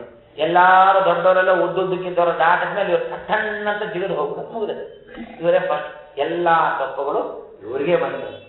ಗುರುಗಳು ಆಶ್ಚರ್ಯ, ಇವನು ಓದಲ್ಲ, ಬರೀ ಆಟದಲ್ಲಿ ಫಸ್ಟ್ ಇದ್ದಾನಲ್ಲ ಅಂತ. ಕಪ್ಪಂದ್ರೆ ಈಗಿನ ಕಾಲದ ಕಪ್ಪಲ್ರಿ. ಕಪ್ಪಂದ್ರೆ ಈಗಿನ ಕಾಲದಲ್ಲಿ ಒಂದು ಕೊಡ್ತಾರಲ್ಲ ಆ ಕಪ್ಪಲ್ಲ. ಕಪ್ ಅಂದ್ರೆ ಯಾರು, ಕಪ್ಪು ಅಂತ ಅರ್ಥ. ಕಪ್ಪು ಅಂದ್ರೆ ಯಾರು, ಕೃಷ್ಣ ಪರಮಾತ್ಮ. ಅವ್ರು ಇಲ್ಲಿಂದ ಜಿಗಿದ್ರೆ ಯಾಕೆ ಅಂದ್ರೆ ಅಲ್ಲಿ ನಮ್ಮ ಕೃಷ್ಣ ನಿಂತಿದ್ದಂತ ಕಾಣಿಸ್ತಿತ್ತು, ಸಣ್ಣಂತ ಜಿಗಿದ್ರು. ಇಲ್ಲಿಂದ ಈದುಕೊಂಡು ಹೋದಲ್ಲಿ ಯಾಕೆ ಅಂದ್ರೆ ನನ್ನ ಹಿಂದೆ ಬನ್ನಿ, ಈ ಸಂಸಾರವನ್ನು ಅನಾಯಾಸವಾಗಿ ನಾನು ಬೆಳ ಸೇರಿಸ್ತೀನಿ, ಅದನ್ನು ಕೃಷ್ಣನ ಪಾದದಿಂದ ಕರ್ಕೊಂಡೋಗಿ ನಾನು ಹಾಕ್ತೀನಿ ಅಂತ. ಇದು ಕುಸ್ತಿಯಲ್ಲಿ ಯಾಕೆ ಅವ್ರು ಮುಂದೆ ಬಂದ್ರು ಅಂದ್ರೆ ಈ ಸಂಸಾರದಲ್ಲಿ ಹೆಂಡತಿ ಮಕ್ಕಳು ಬಂಧು ಬಾಂಧವರೆಲ್ಲ ಹಿಡ್ಕೊಂಡಿರ್ತಾರೆ, ಅವನ್ನೆಲ್ಲ ಹಿಂದಕ್ಕೆ ತಳ್ಳಿ ಮುಂದೆ ಬನ್ನಿ, ಕಪ್ಪು ಕೃಷ್ಣ, ಕೃಷ್ಣ ಕಪ್ತಾನೆ, ಮುಂದೆ ನಿಂತಾನೆ, ಅವನಿಗೆ ಸಿಗ್ತಾನೆ ಅಂತ ತೋರಿಸ್ಕೊಟ್ಟ. ಹೀಗೆ ತೋರಿಸ್ಕೊಟ್ಟ. ಗುರುಗಳಂದ್ರು, ಮಹಾಭಾವ ಏನೋ ನೀನು ಆಟದಲ್ಲಿ ಫಸ್ಟ್ ಬರ್ತಾ ಇದೀವಿ, ಓಟದಲ್ಲಿ ಹಂಗೆ ಫಸ್ಟ್ ಬರಬೇಕು ಅಂತ ಹೇಳ್ತಾ ಇದ್ರೆ ಒಂದು ದಿವಸ ತುಂಬಾ ಸಿಟ್ಟಿಗೆ ಬಂದ್ಬಿಟ್ರು ಗುರು. ಬಂದು ಆ ವಾಸುದೇವನಿಗೆ ಬೀಳ್ಬಿಡ್ತಾನೆ. ಅದು ಉಂಡಾಡಿ ನೀನು ಚೆನ್ನಾಗಿ ಊಟ ಮಾಡ್ತೀಯ, ಊಟ ಮಾಡಿದ್ಮೇಲೆ ಮರದ ಕೆಳಗೆ ಕೂತ್ಕೊಂಡು ಆಟ ಆಡ್ತೀಯ, ಓದಲ್ಲ ಮಾಡಲ್ಲ ಅಂತ ಬೈತು. ಓಕೆ ಸ್ವಾಮಿ ಏನ್ ಬರ್ತೇವೆ, ಬೇಡ ನಾ ಹಿಂಗೆ ಇರ್ತೀನಿ, ಇಲ್ಲ ಹೇಳು ನೆನ್ನೆ ಪಾಠದ ಹೇಳು ಅಂದ್ರೆ ಬಿಡ್ತೀನಿ. ಮನೆಗೆ ಹೋಗ್ತಿದ್ದೆ ಹಾಗೆಲ್ಲ ಪಾಠ ಹೇಳ್ಕೊಂಡು. ಅವ್ರು ಹೇಳ ಬೇಡ ಸ್ವಾಮಿ ನೆನ್ನೆ ಅದು ಹೇಳಿದ್ರೇನೆ ಬಿಡೋದಂತ. ಸರಿ ಅಂತ ಒಂದು ಸಹ ಪಾಠಕ್ಕೆ ಕೂತಿಲ್ಲ. ಶ್ರೀಮದಾಚಾರ್ಯ ಜ್ಞಾನಗಳು ಆ ವಿಷಯ ಬಿಟ್ಬಿಡಿ. ಒಂದು ಸಹ ಪಾಠಕ್ಕೆ ಕೂತಿಲ್ಲ, ಒಂದು ಸಹ ಅವ್ರ ಮುಖದಿಂದ ಸರಿಯಾಗಿ ಕೇಳಿಲ್ಲ. ಅಂಥದ್ರಲ್ಲಿ ವಿದ್ಯಾಪೀಠಕ್ಕೆ ಸೇರಿಕೊಂಡಾಗಿಂದ ಅವರೇನೇನೇನು ಪಾಠ ಹೇಳಿದ್ರು, ಮುಂದಿನ್ನೆಷ್ಟು ವರ್ಷ ಅವ್ರು ಇಟ್ಕೊಂಡು ಇನ್ನು ಪಾಠ ಏನೇ ಹೇಳೋರು ಇದ್ರು ಎಲ್ಲ ಪಟ ಪಟ ಪಟ ಪಟ ಪಟ ಪಟ ಪಟ ಹೇಳ್ತಾರೆ ಮಾಡಿ. ಆ ಗುರುಗಳು ಬಾಯಿ ತಕ್ಕೊಂಡು ಕೂತ್ಬಿಟ್ರು. ಒಂದು ಸಹ ಪಾಠ ಕೂತಿಲ್ಲ, ಒಂದು ಸಹ ನಾ ಹೇಳಿದ್ದನ್ನ ಅವನು ಅಂದಿಲ್ಲ, ಅವನಿಗೆಲ್ಲ ಹೇಗ್ ಬಂತು ಅಂತ ಬಾಯಿ ತಕೊಂಡು ಕೂತ್ಕೊಂಡ್ಬಿಟ್ರು. ಮಂತ್ರಾಕ್ಷಿ ತಗೊಂಡ್ರು, ನಡಿ ನಾನು ಯೋಗ್ಯತೆ ಎಷ್ಟಿತ್ತೋ ಅಷ್ಟು ನಾ ಹೇಳಬೇಕು ಅಂತ ಅನ್ಕೊಂಡಿದ್ದೇನೆ, ನನಗಿಂತಲೂ ನನಗೆ ಯೋಗ್ಯತೆ ಜಾಸ್ತಿ ಇದೆಯಪ್ಪ, ಅವಶ್ಯವಾಗಿ ಉತ್ತಮ ಗುರುಗಳ ಹತ್ರ ಅಧ್ಯಯನಕ್ಕೆ ಹೋಗು ಅಂತ ನಾನು ಬೈದ್ಬಿಟ್ಟೆ, ಏನಾರ ಮಾತಾಡ್ಬಿಟ್ಟೆ ಮಗು, ಬೇಜ ಮಾಡ್ಕೋಬೇಡ ಅಂತ ಅವನ ತಂದೆಯನ್ನ ಕರೆಸಿ ಹೇಳಬೇಕು. ಅವಾಗ ಹೇಳ ಸ್ವಾಮಿ ಇನ್ನೊಂದು 2 ವರ್ಷ ಇದು ಹೊರಡ್ತೀನಿ ಅಂತ ಹೇಳಿದಾಗ 2 ವರ್ಷ ಇದ್ದಾರೆ. ಮಾರನೇ ದಿವಸ ಪಾಠಕ್ಕೆ ಬಂದು ಕೂತ್ಕೊಂಡ್ರೆ ಗುರುಗಳಿಗೆ ನಡುಕ ಅಂತೆ. ಯಾಕೆ ಅವನು ಮುಂದಿನಲ್ಲೇ ಹೇಳಿಬಿಟ್ಟಿದ್ದಾನೆ, ನಾವೇ ಪಾಠ ಹೆಂಗ ಅಷ್ಟು ಸರಿಯಾಗಿ ಗುರು ಪುತ್ರ ಪಾಠಕ್ಕೆ ಬಂದಿರಲಿಲ್ಲ. ಆಗ ಯಾಕೆ ನನ್ನ ಮಗ ಪಾಠಕ್ಕೆ ಬಂದಿಲ್ಲ ಹುಡುಕ್ರಿ ಅಂತ ಹೇಳಿದಾಗ ಆಚಾರ್ಯ ವಾಸುದೇವ ಹುಡ್ಕೊಂಡು ಹೋಗ್ತಾ ಇದ್ದಾನೆ. ಹುಡ್ಕೊಂಡು ಹೋಗಿರುವಾಗ ಕಾಡಿಂದ ಸೌದೆ ತರಕ್ಕೆ ಅಂತ ಹೋದವನು ಪಾಪ ಬಹಳ ತಲೆನೋವು. ಆ ತಲೆನೋವಿನ ವೇದನೆಯಿಂದ ಅಲ್ಲೇ ಮಲ್ಕೊಂಡ್ಬಿಟ್ಟಿದ್ದ ಮರದ ಕೆಳಗೆ. ಹೋದ್ರು ವಾಸುದೇವ, ನೋಡ್ತಾ ಇದ್ದಾನೆ ಯಾಕು ಅಂತ, ತಲೆನೋವು ಅಟ್ಟೆ ತಾನೆ ಅಂತಂದ್ರು. ಪ್ರಿಯವಯಸ್ಯ ಶಿರೋರ್ಗುರು ವೇದನ ಅಶಮಯ ಸಹಜಾಮಪಿ ದುಸ್ಸಹ ಸವಿಪಿನೇ ವಿಜನೇ ಮುಖವಾಯುಣ ಶ್ರವಣಗೋಚರಿತೇನ ಕದಾಚನ. ಅವನ ಕಿವಿಯಲ್ಲಿ ಗಾಳಿಯನ್ನ ಊದಿದ್ರು, ಉಪ್ಪು ಅಂತ ಊದಿದರೆ ಕ್ಷಣ ಮಾತ್ರದಲ್ಲಿ ತಲೆನೋವು ಮಾತ್ರ. ಇದರಿಂದ ಈಗಲೂ ಈ ಶ್ಲೋಕದ ಮಹತ್ವನ ಹೇಳ್ತಿರ್ತಾರೆ. ಯಾರಿಗಾದ್ರೂ ತಲೆನೋವು ಬಂದ್ರೆ ಇಕ್ಸು ಅಮೃತಾಂಜನ ಜಂಡುಬಾಂಬು ಟ್ಯಾಬ್ಲೆಟ್ ಇವ್ಯಾವುದು ಬೇಡ, ಈ ಶ್ಲೋಕವನ್ನು ಸುಮ್ಮನೆ 1-2 ಸಲ ಪಠನೆ ಮಾಡಿದರೆ ವಿಶ್ವಾಸವಿಟ್ಟು ತಲೆನೋವು ಹೋಗಿಬಿಡುತ್ತದೆ. ನಮಗೆ ಎಲ್ಲರಿಗಿಂತ ಹೆಚ್ಚು ತಲೆನೋವು ನಮಗೆ. ಯಾಕೆ ಅಂತಂದ್ರೆ ದೊಡ್ಡ ತಲೆನೋವು ಸಂಸಾರದ ತಲೆನೋವು. ಈ ತಲೆನೋವು ನಿವಾರಣೆ ಮಾಡುವುದು ಯಾವುದು? ಆಚಾರ್ಯರ ಶಾಸ್ತ್ರವೆಂಬ ವಾಕ್ಯಗಳು ನಮ್ಮ ಕಿವಿಯಲ್ಲಿ ಹೋದಾಗ ನಮ್ಮ ಸಂಸಾರವೆಂಬ ದೊಡ್ಡದಾದ ತಲೆನೋವು ನಿವಾರಣೆಯಾಗತ್ತೆ. ಡ್ರೈವಿಂಗ್ ಮಾಡ್ತಿರ್ತೀವಿ, ಊಟ ಮಾಡ್ತಿರ್ತೀವಿ, ಬಿಸಿಲಲ್ಲಿ ಓಡಾಡ್ತಿರ್ತೀವಿ, ನಾನಾ ವಿಧವಾದ ರಸ್ತೆಯಲ್ಲಿ ನಾವು ತಿರುಗಾಡ್ತಿರ್ತೀವಿ. ಆ ಸಮಯದಲ್ಲಿ ನಮಗೆ ತಲೆನೋವು ಬರುತ್ತೆ, ಮೈಕೆ ನೋವು ಬರುತ್ತೆ. ಆವಾಗ ನಾವು ಬೇರೆ ಏನೂ ಮಾಡಬೇಕಾಗಿಲ್ಲ. ಶ್ರೀಮದ್ ಆನಂದ ತೀರ್ಥ ಭಗವತ್ಪಾದಾಚಾರ್ಯನ ನೆನೆಸಿ ಈ ಶ್ಲೋಕ ಪಠನೆ ಮಾಡಿದರೆ ಸಾಕು. ಸಿಗ್ನಲ್ ತಲೆನೋವು, ಹೊಟ್ಟೆ ನೋವಿನಿಂದ ಬರುವ ತಲೆನೋವು, ಮೇಲಿನ ಮೇಲೆ ಹೊಟ್ಟೆ ನೋವು ಬರ್ತಿದ್ರೆ ಆ ಹೊಟ್ಟೆ ನೋವು ಬರ್ತಾ ಇದ್ದಿಲ್ಲ ಅನ್ನೋ ತಲೆನೋವು ಕಾರಣೀಭೂತವಾಗತ್ತೆ. ಎಲ್ಲ ನಾನಾ ವಿಧವಾದ ತಲೆನೋವಿಗೆ ಬೇನೆಗೆ ಔಷಧಿ ಆನಂದ ತೀರ್ಥರ ದಿವ್ಯವಾದ ನಾಮ.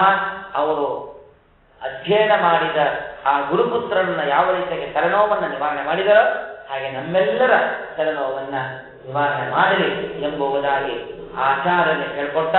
ಮಗನನ್ನ ಕರ್ಕೊಂಡು ಬಂದ್ರು, ಕೊಟ್ಟರು. ಏನಾಗಿತ್ತು ಎಲ್ಲ ವೃತ್ತಾಂತವನ್ನು ಹೇಳಿದ್ರು. ಏನು ಮಾಡಿದ, ವಾಸುದೇವರ ಕಿವಿಯಲ್ಲಿ ಊದಿದ, ತಲೆನೋವೆಲ್ಲ ಮಂಗಮಾಯ ಅಂತ. ಆಮೇಲೆ ಅವ್ರ ತಲೆನೋವೇ ಬರ್ತಿದ್ದ. ಅಪ್ಪ ನೀನಿರಬೇಡ, ನಿನ್ನ ಯೋಗ್ಯತೆ ಬಹಳ ದೊಡ್ಡದಿದೆ, ಒಳ್ಳೆ ಉತ್ತಮವಾದ ಗುರುಗಳ ಹತ್ರ ನೀನು ಹೊರಡು ಅಂತ ಹೇಳಿ ಆ ಮಂತ್ರಾಕ್ಷತ ಕೊಡತಕ್ಕಂಥ ಸಂದರ್ಭದಲ್ಲಿ ಆಚಾರ್ಯ ಹೇಳೋದು, ಇಷ್ಟು ಸಹ ನೀನು ಗುರುಕುಲ ವಾಸಲಿದ್ದೆ, ಗುರುದಕ್ಷಿಣೆ ಕೊಡಬೇಕು.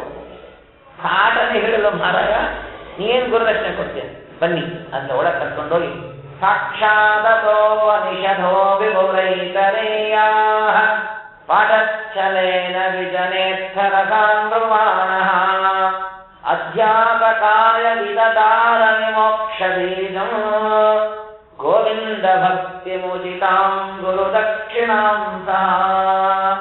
ಎಲ್ಲರಿಗೆ ಗುರುಗಳಿಗೆ ಪಾಠ ಹೇಳಿದ್ರೆ, ಗುರುಗಳಿಗೆ ಗ್ರಂಥ ಕೊಟ್ಟರೆ ಅವಮಾನ ಆಗತ್ತೆ ಅಂತ ಏಕಾಂತದಲ್ಲಿ ಹೋಗಿ, ಸ್ವಾಮಿ ಈ ಐತರೆಯ ಭಾಷ್ಯದ ವ್ಯಾಖ್ಯಾನವನ್ನು ಮಾಡಿದ್ದೇನೆ, ಇದನ್ನು ನೋಡಿ ತಗೊಳ್ಳಿ ಅಂತ ಹೇಳಿ ಗೋವಿಂದ ಅಧ್ಯಾಪಕಾದಿ ವಿದತಾರ ಮೋಕ್ಷ ಬೀಜ, ಮೋಕ್ಷಕ್ಕೆ ಕಾರಣಭೂತವಾದ ಏನೊಂದು ಭಕ್ತಿ ಬೇಕಾಗಿತ್ತು, ಗೋವಿಂದ ಭಕ್ತಿ, ಪರಮಾತ್ಮನಲ್ಲಿ ಭಕ್ತಿ, ಆ ಭಕ್ತಿಯಿಂದ ಅದ್ಭುತವಾಗಿರ್ತಕ್ಕಂಥ ಭಗವಂತನ ಸಾಕ್ಷಾತ್ಕಾರ, ಅದರಿಂದ ಮೋಕ್ಷಕ್ಕೆ ಕಾರಣೀಭೂತವಾಗಿರ್ತಕ್ಕಂಥ ಗ್ರಂಥವನ್ನ ಆಚಾರ್ಯರು ತಮ್ಮ ಗುರುಗಳ ಕೈಗೆ ಮೊಟ್ಟ ಮೊದಲಿನ ಗ್ರಂಥವನ್ನ ತಮ್ಮ ಗುರುಗಳ ಕೈಗೆ ಕೊಟ್ಟು ಗುರುದಕ್ಷಿಣೆ ಅಂತ ಕೊಡ್ತಾರೆ. ಇದು ನಿಜವಾದ ಗುರುದಕ್ಷಿಣೆ. ಹಣಕಾಸು ಒಂದು ಕಡೆ ಇದ್ದರೆ ಶಿಷ್ಯರು ಮಾಡತಕ್ಕಂಥ ಪಾಠ ಪ್ರವಚನ, ಗ್ರಂಥ ರಚನೆ, ಇದೇ ನಿಜವಾಗಿರ್ತಕ್ಕಂತಹ ಗುರುದಕ್ಷಿಣೆ ಎನ್ನುವುದನ್ನ ಆಚಾರ್ಯರು ತೋರಿಸಿಕೊಟ್ಟು ಅಲ್ಲಿಂದ ಉತ್ತಮ ಗುರು ಹತ್ರ ಅಧ್ಯಯನಕ್ಕೋಸ್ಕರವಾಗಿ ಹೊರಡಬೇಕು. ಅದ ಮಧ್ಯದಲ್ಲಿ ತಮ್ಮ ತಂದೆ ತಾಯಿಗಳನ್ನ ಭೇಟಿಯಾಗಿ ಆಮೇಲೆ ಉತ್ತಮ ಗುರುಗಳನ್ನ ಹುಡುಕಿಕೊಂಡು ಹೊರಡುತ್ತಾರೆ ಎನ್ನುವುದರೊಂದಿಗೆ ಮೂರನೇ ಸರ್ಗ ಅಯುಸ್ವಾಮಿಂದುಷ್ಟಾಂತಮಜತಮಯೋ ಸ್ಪಷ್ಟಮಚಿರ ಗುಣಾನ್ ಗೂಢಾನ್ ವಿಷ್ಣೋ ಕಥಯ ಕಥಯ ಸ್ವಾನ್ ಪ್ರಪದಯನ್ ಸದಾನಂದಂ ತನ್ಮನ್ಯತೆ ಸುಮನಸಾಂ ಸುರತಾ ಅನುಜ್ಞಾಮಾದತ್ತ ತ್ರಿಭುವನ ಗುರೋ ಬ್ರಾಹ್ಮಣ ಗುರೋ